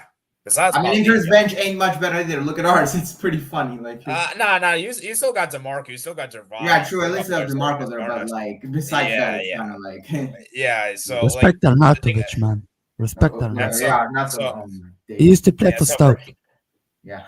Yeah, for Inter, as I said, man, well coached, very amazing, and I gotta be honest, man. People gotta praise this team more, man. People need to praise this team more, and I don't understand why people don't praise them. And it's because of Syria. For me, top three favorites. That one of the best teams, and the guys they won't concede 3 goals at Champions League. 3 goals at Champions League. One was a penalty. One was a corner that probably shouldn't have counted, and one was this. So you're saying like this was like the first legitimate goal you could see? Yeah. Well, the penalty is a legitimate goal. It's a penalty, but yeah. Okay. Well, let's say it's the first open play goal that's not controversial. Yeah, no. Yeah. That Leverkusen one shouldn't have counted. I still stand by it. Like Inter for me are top 3 favorite for winning this Champions League. Behind the PSG and Barca. And guys, let's be real. Inter have the best defense. I don't want to hear anyone say Arsenal. I'm sorry. Inter's defense is better than Arsenal. Like it is better. Would you say they're a better team than us? I would agree with that. But yeah. Yeah. So I want to hear from SK man. SK man. What's your thoughts on Inter, man? Do you think people are sleeping on Inter? Because I think people are. Yo, what's up, guys? How y'all doing? Hello. Yeah, I'm good. How are you? Good. Also, before I go, congrats on hitting 2K, by the way. Thank you, man. But I mean, on Inter, like people have Inter in the conversation, right? Like, I think it usually goes like, well, people put like Barca, and like after Barca, and like they put Madrid, and then after that you can have Inter and PSG, and then after that you have Arsenal. I feel like that's kind of been the Madrid is kind of like a polar bear right now. Madrid is. Well, I mean, yeah, they got clapped, but I mean, I'm talking like before, like before this. Oh round, yeah. Like before this round started, that was kind of what the general public was saying. But no, I think Inter are good. I think what I would say when it comes to Inter is, I'd probably say like them and Arsenal have like the best floor out of all the teams left, meaning that like they, in terms of when they're not playing at their best, I think they're probably like one of the teams that are better equipped to handle like having bad days, right? Or just weathering like kind of like bad moments in games. Like for example, even this Bayern game, I'd probably say Bayern probably played better than them for like the first 20 to 30 minutes, but they were able to weather that storm, right? Like, and that's part of being able to win at the highest levels, just kind of like being able to get through rough patches in games where you're not playing well. And, sometimes it just takes those little moments of quality that they showed in that first goal. And that's kind of how you execute, right?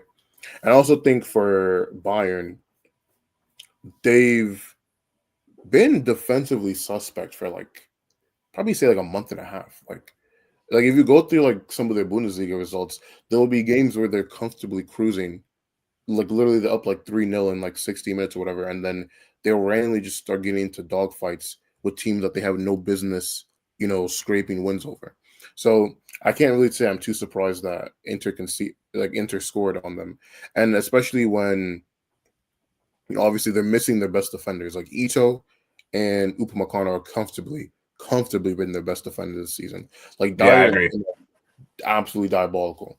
And so I'm even surprised. So honestly, I'm even surprised that the game is still like relatively, close for them to get in the second leg. And I do feel bad for Company a little bit, because I actually think he coached them really well today, or yesterday, should I say. And I know the narrative around him has been that he basically doesn't know what he's doing. And I'd say today the players really let him down in that sense. Probably the only thing I would say that he probably could have done better was like Bayern's press was incredibly aggressive. Like they were going like really high man to man, which was part of why Bayern were able to play as well as they did in those like first part of the game. But also that you run that risk of just getting a couple passes through, and all of a sudden your opponent gets a shot at goal, which is basically what happened for the first goal. So Barella is one of the most unpressable players in the world, and this is the thing. Like he was why we were able to weather that storm. Like his passes, like especially like his pass for the second goal, it led to him. Like he made the pass, he did a 1-2, and then he set up Augusto, who then cut it back to Fratessi. That was the thing that really helped against Bayern's midfield, especially. Yeah. I just feel like Barella and Bastoni, DeMarco, and Dumfries needs to get more appreciation. I don't know why they don't get recognized. It just feels like the only Inter player with PR in this team, it feels like Lautaro. No one else has that kind of PR. Well, I think with Inter, the issue with their PR stuff is like you guys are already kind of hitting the nail. It's a combination of other Serie A teams being poor, and then the fact that a lot of the players that play are players that already didn't come in with the best expectations prior to joining Inter, right? You think of the likes of Mkhitaryan, who, from what I remember, didn't leave AC Milan on the best terms. Chanaloglu. Chanaloglu. Or Mkhitaryan, when he left Manchester United, he definitely didn't live in with a good reputation. Or Darmian, the same thing. Thuram was never really looked at as like that great of a striker when he was at Borussia Mönchengladbach. Yeah, so it's just a lot of players that, like I said, didn't already have PR to begin with, and then when the league is performing as poor as they did, people are just automatically going to assume that Inter are in that same ilk, even when they're not. So, and you know what the thing is, I feel like, and I don't know if you guys agree with me on this, I think Inter have been the best Italian team in Serie A in Europe for the last couple of years, since probably 2020. We made a final, like that. Yeah. No, even prior to that, right? Because Juve haven't really done anything in Juve in Europe have always been pretty shit. They've been especially poor since basically 2018, right? Since that they literally finished on same points as Maccabi Haifa. That was embarrassing. Yeah, that was embarrassing. And then you look at the fact that they lost to Ajax in 2019. Losing to who did they lose to in 2020 again? Was it Leipzig? They lost to Lyon and they lost to Porto. Leon. Yeah, Leon. Yeah, the Porto. Respect Leon, man. Respect Leon. Egregious. And then they lost to, what are they? Did they get grouped in 2022? I don't remember what happened. I think they lost to Porto as well. With Maccabi Haifa. I think they lost to Porto as well. They lost to Porto as well. They lost to Porto as well. Yeah, Porto. Maybe. But Porto. But as I said, Inter have been the most consistent team in Europe in the Champions League. Like what other Italian team has made the final? Like none. The last time Milan made the final, Milan actually won it. Bro, the last time Milan made the final, George Bush was president. Dude, that was 2007. I mean, 07. Like last time Milan made the final, Milan won it. No, bro, last time Milan made the final, we didn't even have HD yet. Okay, what I'm trying to say Inter have been the best team in the 2020 era. Team. Yeah, I'll say in 2022 we lost against Liverpool. The only UCL disappointment that I would say, like, since Inzaghi has taken over, was last season against Atletico Madrid. That's like the one that I think it still leaves a sour. But you know what I would say though is I think that kind of goes to kind of one of the points against Inter is because I was just talking about how like they have a really high floor, right, in terms of being able to the ceiling isn't high. Like and obviously you're a Milan fan, so you can probably answer this question. The reason why I've not won in Europe and in every single European game that we've ever gone out in, even including the final, it's always been the same reason. Inter do not take chances when they have to. That's literally why. That's what's been happening. That's last season against Atletico Madrid, against Manchester City, against Liverpool. Like all these times, it's the same reason. This is the reason. And actually, since you're an Inter fan, I wanted to ask you. Yeah. So when it comes to how Inter have been this year, right? Like we're obviously talking about them in this conversation. Right. Do you think is there another level for this team? Oh yeah. Or do you think that this is from this whole season? Inter this season. performances wise have not been consistent at all. Like last season, I felt like we definitely were a bit more, especially at least in Serie A. Like I think we definitely were a bit better. Like we played well. But the thing is, at the same time, last season, by this point of the season, we were out of both Coppa Italia and out of the Champions League. So we could stroll away to the Serie A. We were still not going to lose that Serie A title either way, because Juve was on a self-destruct mode and Milan was on, another form. Like we were like, I think this season we definitely could be playing better. There's a lot of times we concede late goals, and including to this game, like whatever, especially it's not, I think that this team has it in them to play a bit better. I truly believe that. But at this point, we're in this point of the season where as long as they get through, that's all that really just matters to me right now. Because, at the end of the day, for me, I value winning at the end of the day. That's for me, that's always comes above how you actually play. Yeah, dude, I want to ask you this quick question. Then we'll get into the comments. Do you think Inzaghi has been Inter's best coach post 2010? Yeah, easily. If he wins a UCL, right? If he wins a UCL of Inter, ever, there's going to be some big conversations, right? Mourinho, man. I don't think it's going to go to that, but I'm just saying. So where would you say Inzaghi ranks among like Inter coaches all time? Would you put him top 10, top 5? Like where would you put him?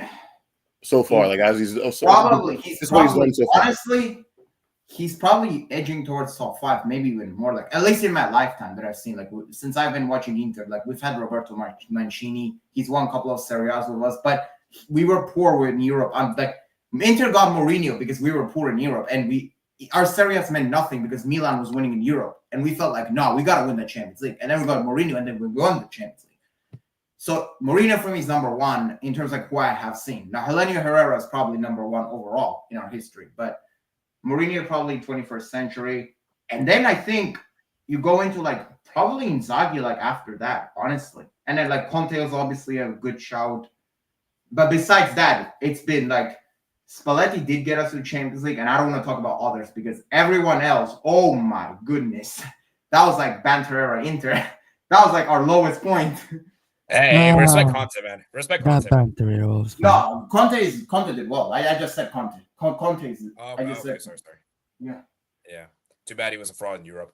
But yeah, anyways. He's been fraud in Europe with everything. Technically, he's not a fraud in Europe because he consistently does this. So. He got group of Juve that finished. He's consistently crap. So you can't really call him a fraud if he keeps doing it. You know what I mean? True. Oh yeah. But yeah, for Inter, as I said, man, great for. Let's see, man, for Inter and guys. As I said, this is the most 50-50. I think this is the most open tie still. I think this is not open. So I can't wait for that hate watch between Barca and Inter. By the way, I can't wait. All right, now for Barca for Dortmund nil, and I gotta say, man, Barca, man. I mean, Dortmund were absolutely horrendous today. Okay, let me speak first, man. All right, let me speak first. Yeah, Barca, man, we were fantastic in this game. Absolutely ran show. That first half was a bit sketchy. We weren't that great in the first half. We were the better team, obviously, but we couldn't finish very well. Rafinha pretty much sold the goal there from obviously Kubarsi, which was kind of unfortunate. But Rafinha got the goal. He's on 12 goals now. He's the Champions League top scorer. And yeah, Barca, we just ran right in the second half. We were just clinical on the chances. Dortmund really didn't create much of anything. They had that one chance, but that's about it. Won a target. Yeah, I mean, Barca we just ran through Lewandowski with a brace there, Yamal with the goal there, and yeah, Barca we were just amazing on the day. And Dortmund were just shambles. That should be tied over, right? I would imagine. Yeah, the tie is basically it should be done. It should be done. I dare you, AD, if you bottle this somehow. No, it's literally not possible. It's if you bottle this is gonna be worse than Anfield. This is gonna be worse than Roma. Well, because at least even the Anfield one, at least with the Anfield one, Liverpool actually played well at the Camp Nou. That's true. That's actually they were unlucky to not get. I actually don't think Roma were bad at the Camp Nou either. Eddie, I'm telling you now, if Barca goes out from winning 4-0, I'm coming for every Barca fan in the world. You probably deserve to.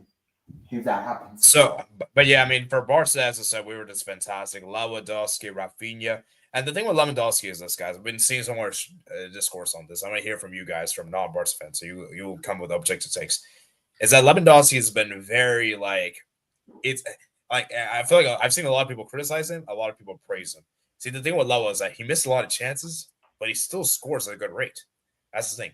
Like he misses so many chances, but he guarantees goals. Whatever people want to say, he guarantees goals. So look, he's not his peak form anymore. He's old. Like he's old now. He's old now, but he still got it. He's not finished yet. He's still 87. The only thing I'm gonna say, and I'm not gonna lie, this is this is gonna apply to all of your attackers.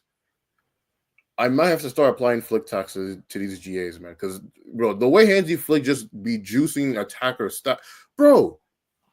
Freaking Ferran Torres might end the season with over 20 goals, bro. Yeah, this guy. But that's coaching. This is the beautiful football. This is coaching. This is what people don't understand. And you know what the crazy thing is? Like, this is basically the same team Xavi had last season. We saw how bad that was last season, Barca. We were just horrible, atrocious. And now this season, just see how much better it is. One coach can make a huge difference for a team. Mm-hmm. So, yeah, for Barca, as I said, I'm very obviously it's great we smashed Dortmund, but bigger test lie ahead. And I'm sorry, with all due respect, Dortmund is not a good team. This isn't the same Dortmund team from last season. At least last season they were defensively solid. This Dortmund team is not the same. This Dortmund team you're talking about a team that was getting smacked by the team bottom in the Bundesliga, literally like 2 months ago. Yeah, this Dortmund, I know Dortmund were bad. Can we all agree that this Dortmund team is worse than last season? At least last obviously. Season. Even in this team is garbage. Like I'm just looking at this thing. This is so bad. And let's be real, guys. Dortmund basically got a lucky route to the quarters. Like if we're being real, they got a lucky route. Not to be mean, you know. They're just kind of here to make up the numbers. I'm gonna be real. They're just kind of here to make. Yeah, that's true. Yeah, I mean. I'm just saying, man, Rafinha, man, he's coming for that Ballon d'Or, man. He really wants it. It seems. Yeah, and you can just see. AD, stop it. He's not getting that. I didn't say he's gonna. I didn't say he's gonna win it. I didn't say he's gonna win it, but I'm saying he's coming for it. I'm not gonna. Liverpool fans need to cheer for Arsenal, bro. I'm not gonna lie to you. If Arsenal win the UCL, wait. Let's get finished. No, I was gonna say if Arsenal win the UCL is the only way Salah's getting that Ballon d'Or. Yeah, probably. So you're saying that Inter, but to be honest, who do we have that's gonna win the Ballon d'Or if we won it? I don't think we would have anyone. Lautaro. I mean, Lautaro's actually been. I'm sorry. AD, Dembele, man. No, he's saying that if Inter wins. No, Lautaro. If there's anyone that probably no. So I'm sorry, no Inter, no Serie A player will win the Ballon d'Or for a very long time. No Serie A player will win the Ballon d'Or for a long time. Okay, guys, but let's just get back to Barca, guys. You have to all agree with this. Barcelona have the best attack in the world. Biggest club in the world. That was already known. That was known. I think people have been saying this since September. Yeah, I think that's been known for months now. That's true. So now the bigger test lie ahead, and Inter will be a really good test. I'm really hoping the Inter go through because I think that will be a great test for Barca. Best offense, flashbacks or something. Best offense versus best defense.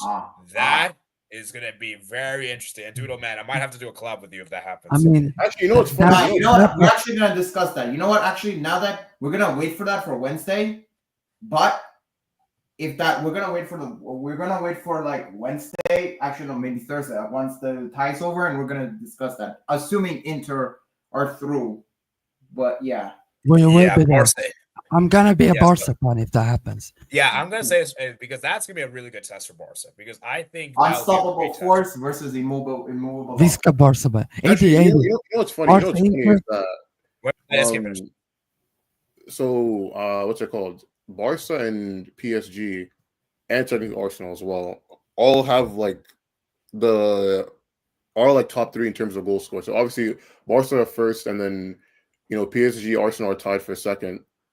And then Arsenal are second behind Inter in terms of goals conceded. So, in a sense, you could possibly get the top two offenses against the top two defenses. Well, let's not sleep on Bayern Munich yet. They're one of the top scorers. So they are there too. They are there too. Bayern Munich ain't gonna go through. But yeah, for Barca, as I said, Yeah, Pedri was also fantastic. Okay, let's just keep up with this. Yeah, Pedri was also amazing. Iago Martinez, Kubarsi, Koundé, De Jong, Szczesny, Balde, like everyone did well in this game. And Pedri, man, for me, he's the best midfielder in the world, in my opinion. I think Best midfielder since Iniesta, by the way. Just saying. Okay, now that's a bit stretch, bro. There's been great midfielders since like, come on. We'll be there. Okay, that might be a bit more, but anyways, Pedri's been amazing this world, and yeah, I mean, for Barca, as I said, we basically ran right, and Dortmund really didn't have much of anything. Maybe Guarassi had a few chances the first half, but that's about it. But yeah, Dortmund were really bad, just in general this game. And what a job he's done.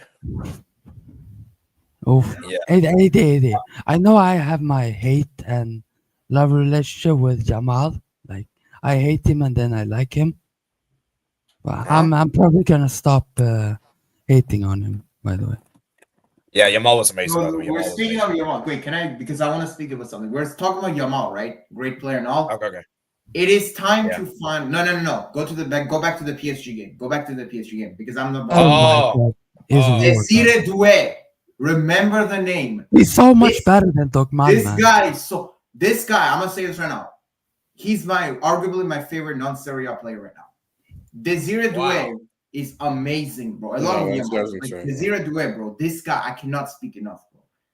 The finish that he had today. First of all, like I want to say, like Villa actually didn't play too bad. I mean, they were okay. Like they started well. I mean, they defended well, but then they scored. But then PSG kind of. But like Desire Doué, bro. This guy is just special. Bro. This guy, the way he like controls the ball, the way he can dribble, the shooting, like the finish and all that, the celebration, bro. This guy is like. Wow, I mean, I can't believe, bro. Name more vibes. Would you guys put him top 3 in terms of teenagers right now? Because this guy's still only 9. Absolutely. Absolutely. The best one. For me. Okay, well, that's to your opinion. No, he's definitely. Look, guys, this he gives me Neymar vibes. He gives me Neymar vibes. Okay, I'll give you this. He's the second best. I'll agree. Yes, but this guy gives me Neymar vibes. Honestly, with how he plays.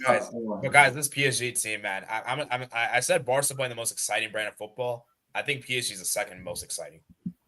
The thing with this PSG team is they're just so fluid. Like they can take up spots anywhere. They have like so many 1v1 killers, so it just makes it hard to defend them because even when you have like a good defensive shape, any of those players can create spaces for themselves to do something. So it's and even in this game, right, like as well as the Villa defended, my 2 critiques of them would be that I think in the first half, even when they were in like their low block, I think that they were too passive at times, and like they gave the PSG players way too much time on the ball to think about what they wanted to do.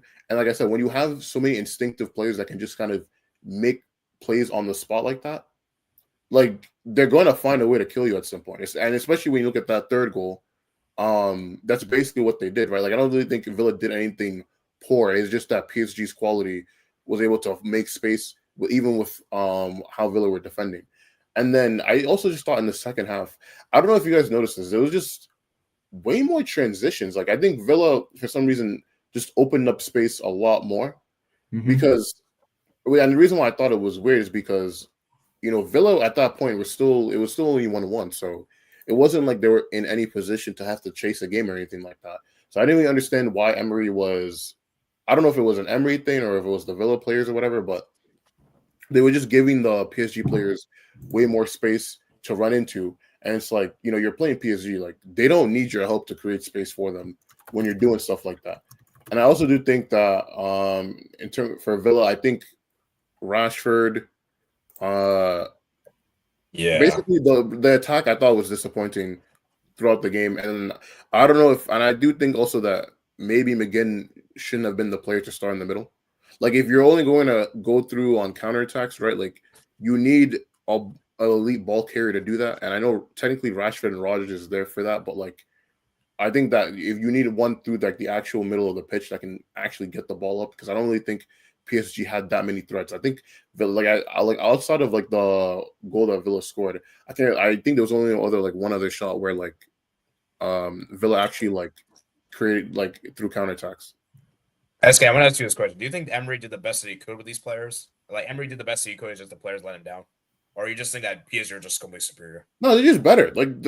Ultimately, I don't think, like, let me put it this way. I don't really, outside of Disasi getting murked by Kvara on that second goal, I don't really think that the Villa players can really like be ashamed of their performance because I don't really know what much they could really do, to be honest. Yeah. I think honestly, for me, I think Villa fans probably like they're just at this point like on top of the world. They're like, you know what? They're probably taking this. Like they're like at this point, everything after this is just like house money for them. Oh yeah, like bro, if you're Aston Villa, you haven't been in the Champions League since the freaking 80s, and you made it to the quarterfinals. Last time, like since they won it, they're in the quarterfinals, and they led again. They can at least say they led against PSG in Paris. Like, yeah, they lost, but hey, something at least. The last time Villa were in the Champions League, my parents weren't even like.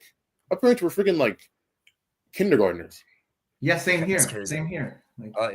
So I think you're right, SK. I think Villa did the best they could. It's just that PSG are just a better team overall. I'm gonna say this: I don't think Villa will come back, but I think their fans should enjoy the second leg. You know, should still turn up, should still support. The team. And you know what? At the end of the day, I think even if I do think PSG is gonna go through, but I think overall, I don't think this is a UCL campaign that Villa should be ashamed of. I think they've been here like so long. It's been so long. It wasn't even called the Champions League last time they were here. So I think they should just enjoy it. It's whatever. Like it's PSG. So yeah. Okay, so guys, let's talk about PSG now. Are these guys a real deal? Yes. Yes. I think the Liverpool tie pretty much tie like. So I want to say also, Kvara. You know, people talk about like. I remember when the Serie A fans used to call Kvara one season wonder. Like now they're suddenly missing in the league. It's like, bro, now last season Napoli were garbage.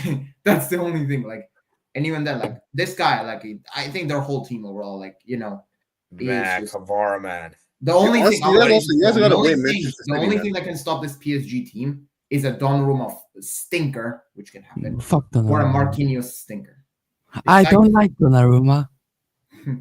I don't like him. Oh, by the way, neither do the English fans. I mean, I have a certain agenda for what he did to me. My heart. Okay. We broke it. We know. But let's be honest, PSG has the best midfield in the world. Let's be honest. No. None of this Barca crap. None of this Madrid, Arsenal crap. PSG has the best midfield in the world. It's one of the best. Who the hell is talking about Arsenal's midfield? What the hell? Okay, PSG have a good.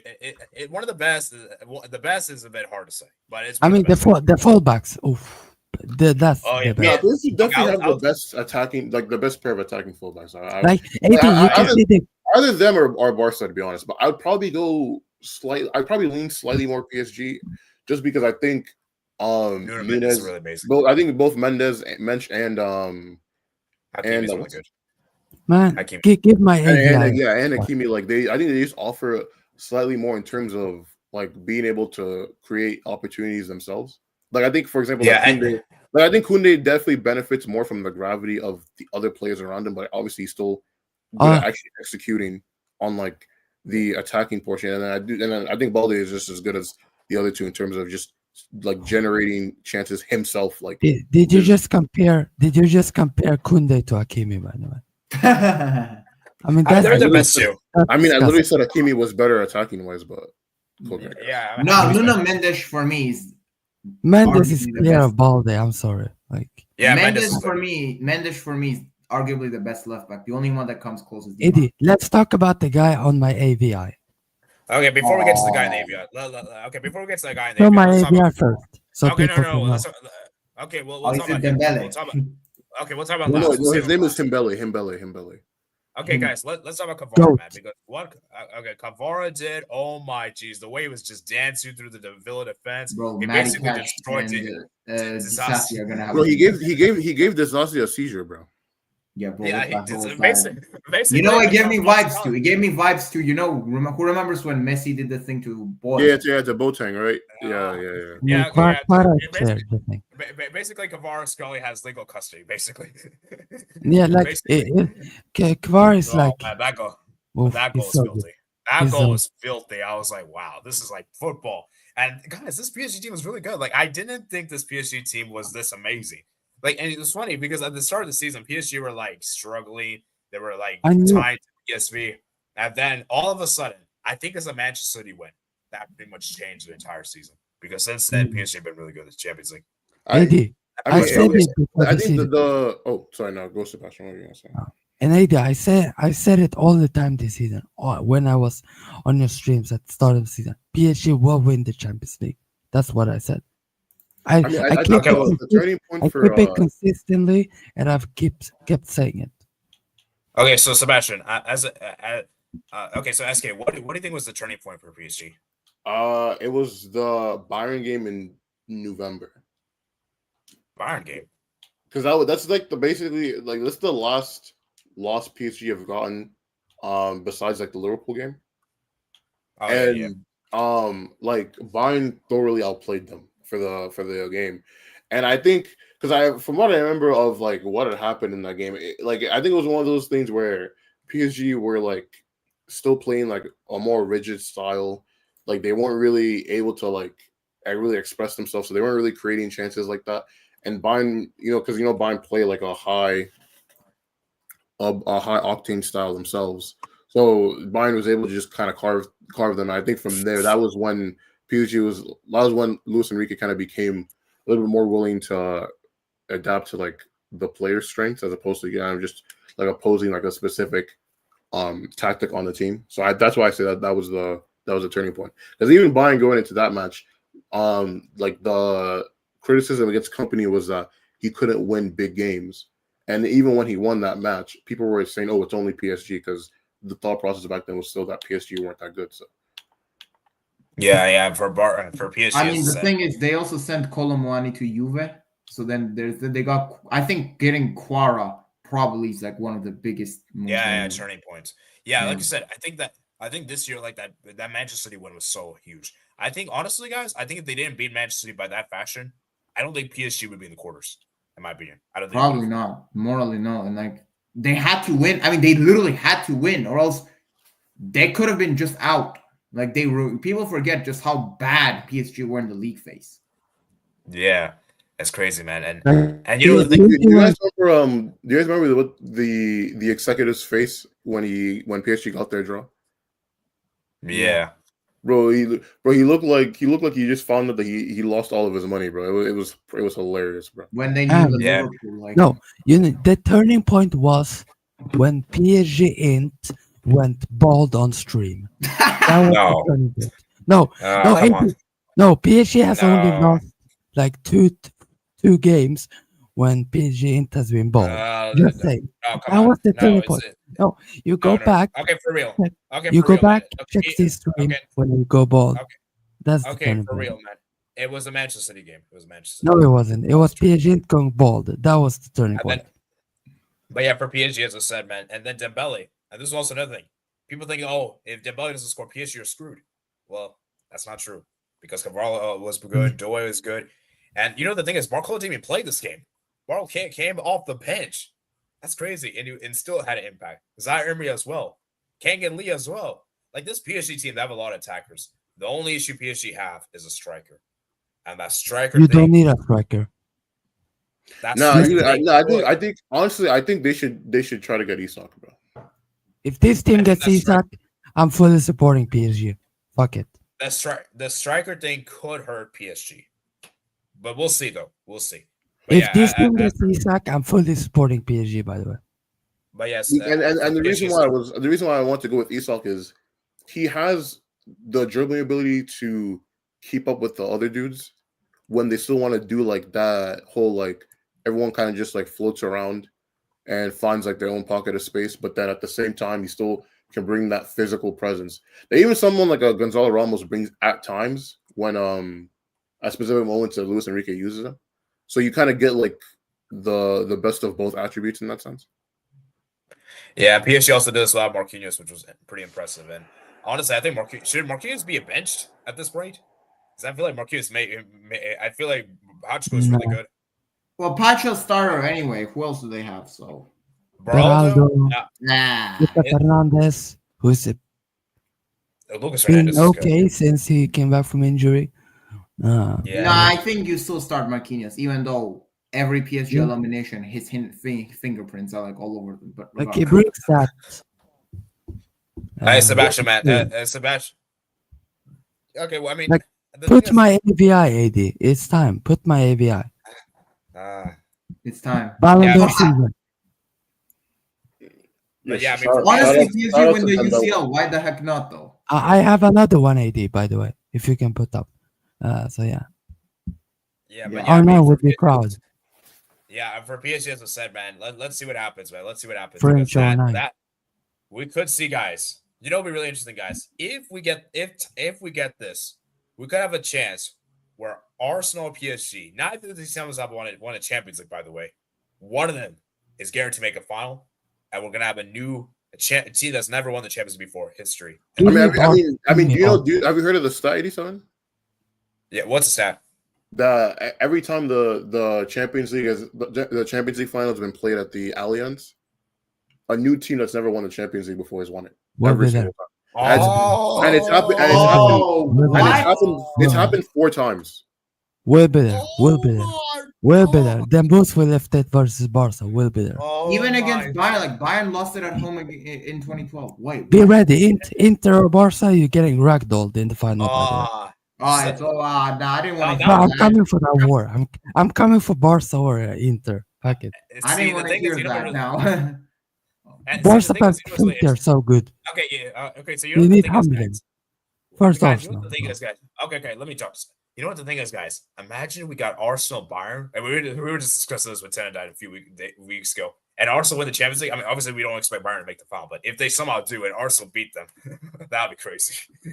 Well, Bayern like have the way Chelsea. I mean, I would love to see the headlines: Dogmal, humbled, Barca lose the final. Then Belle win. Arsenal Bayern would be crazy. And Arsenal win the Champions League. League. Please give me PSG Barca or Inter PSG. Okay, but yeah, I mean, for so SK has a very interesting stat, and that's very interesting. So the thing with Barca, I want to humble their fan base because most of the fan base, oh my god, they're well, when Barca is on an insane roll, like, and they think they can win everything, they need to be humble. But first, all right, let me read some comments. I know where you're saying that. Okay, where are we? For more frauds, bro. Now Mbappe pressed like crazy, so also just give up if his team's overpassing. Real man, XD Sebastian, Mansco. Sebastian, so funny. Kvara mentioned, yes, we mentioned Kvara now. I know we won't mention Garnington, but I just like to mention Kvara Scalia, that with apostrophe. Most people don't really put the apostrophe. But yeah. Where are we in terms of comments? You know what? Kvara will support Vinny, by the way, in a few years.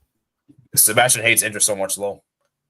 Yeah, I mean, I do, but he's a Milan fan, so I mean, what do you expect? Yeah, I mean, I have to give him credit when it's due, though. Because of some, the fact that I hate Inter makes it.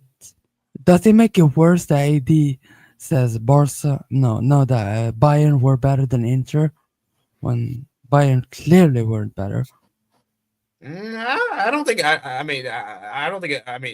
think they were slightly better. I mean, I wouldn't say they were. I would say they were better up until Inter's goal. I would say they were comfortably better up until Inter's goal, to be honest. Okay, but yeah, I mean, it doesn't. Like I said, it doesn't matter if you're better or not. Get the result. That's more important.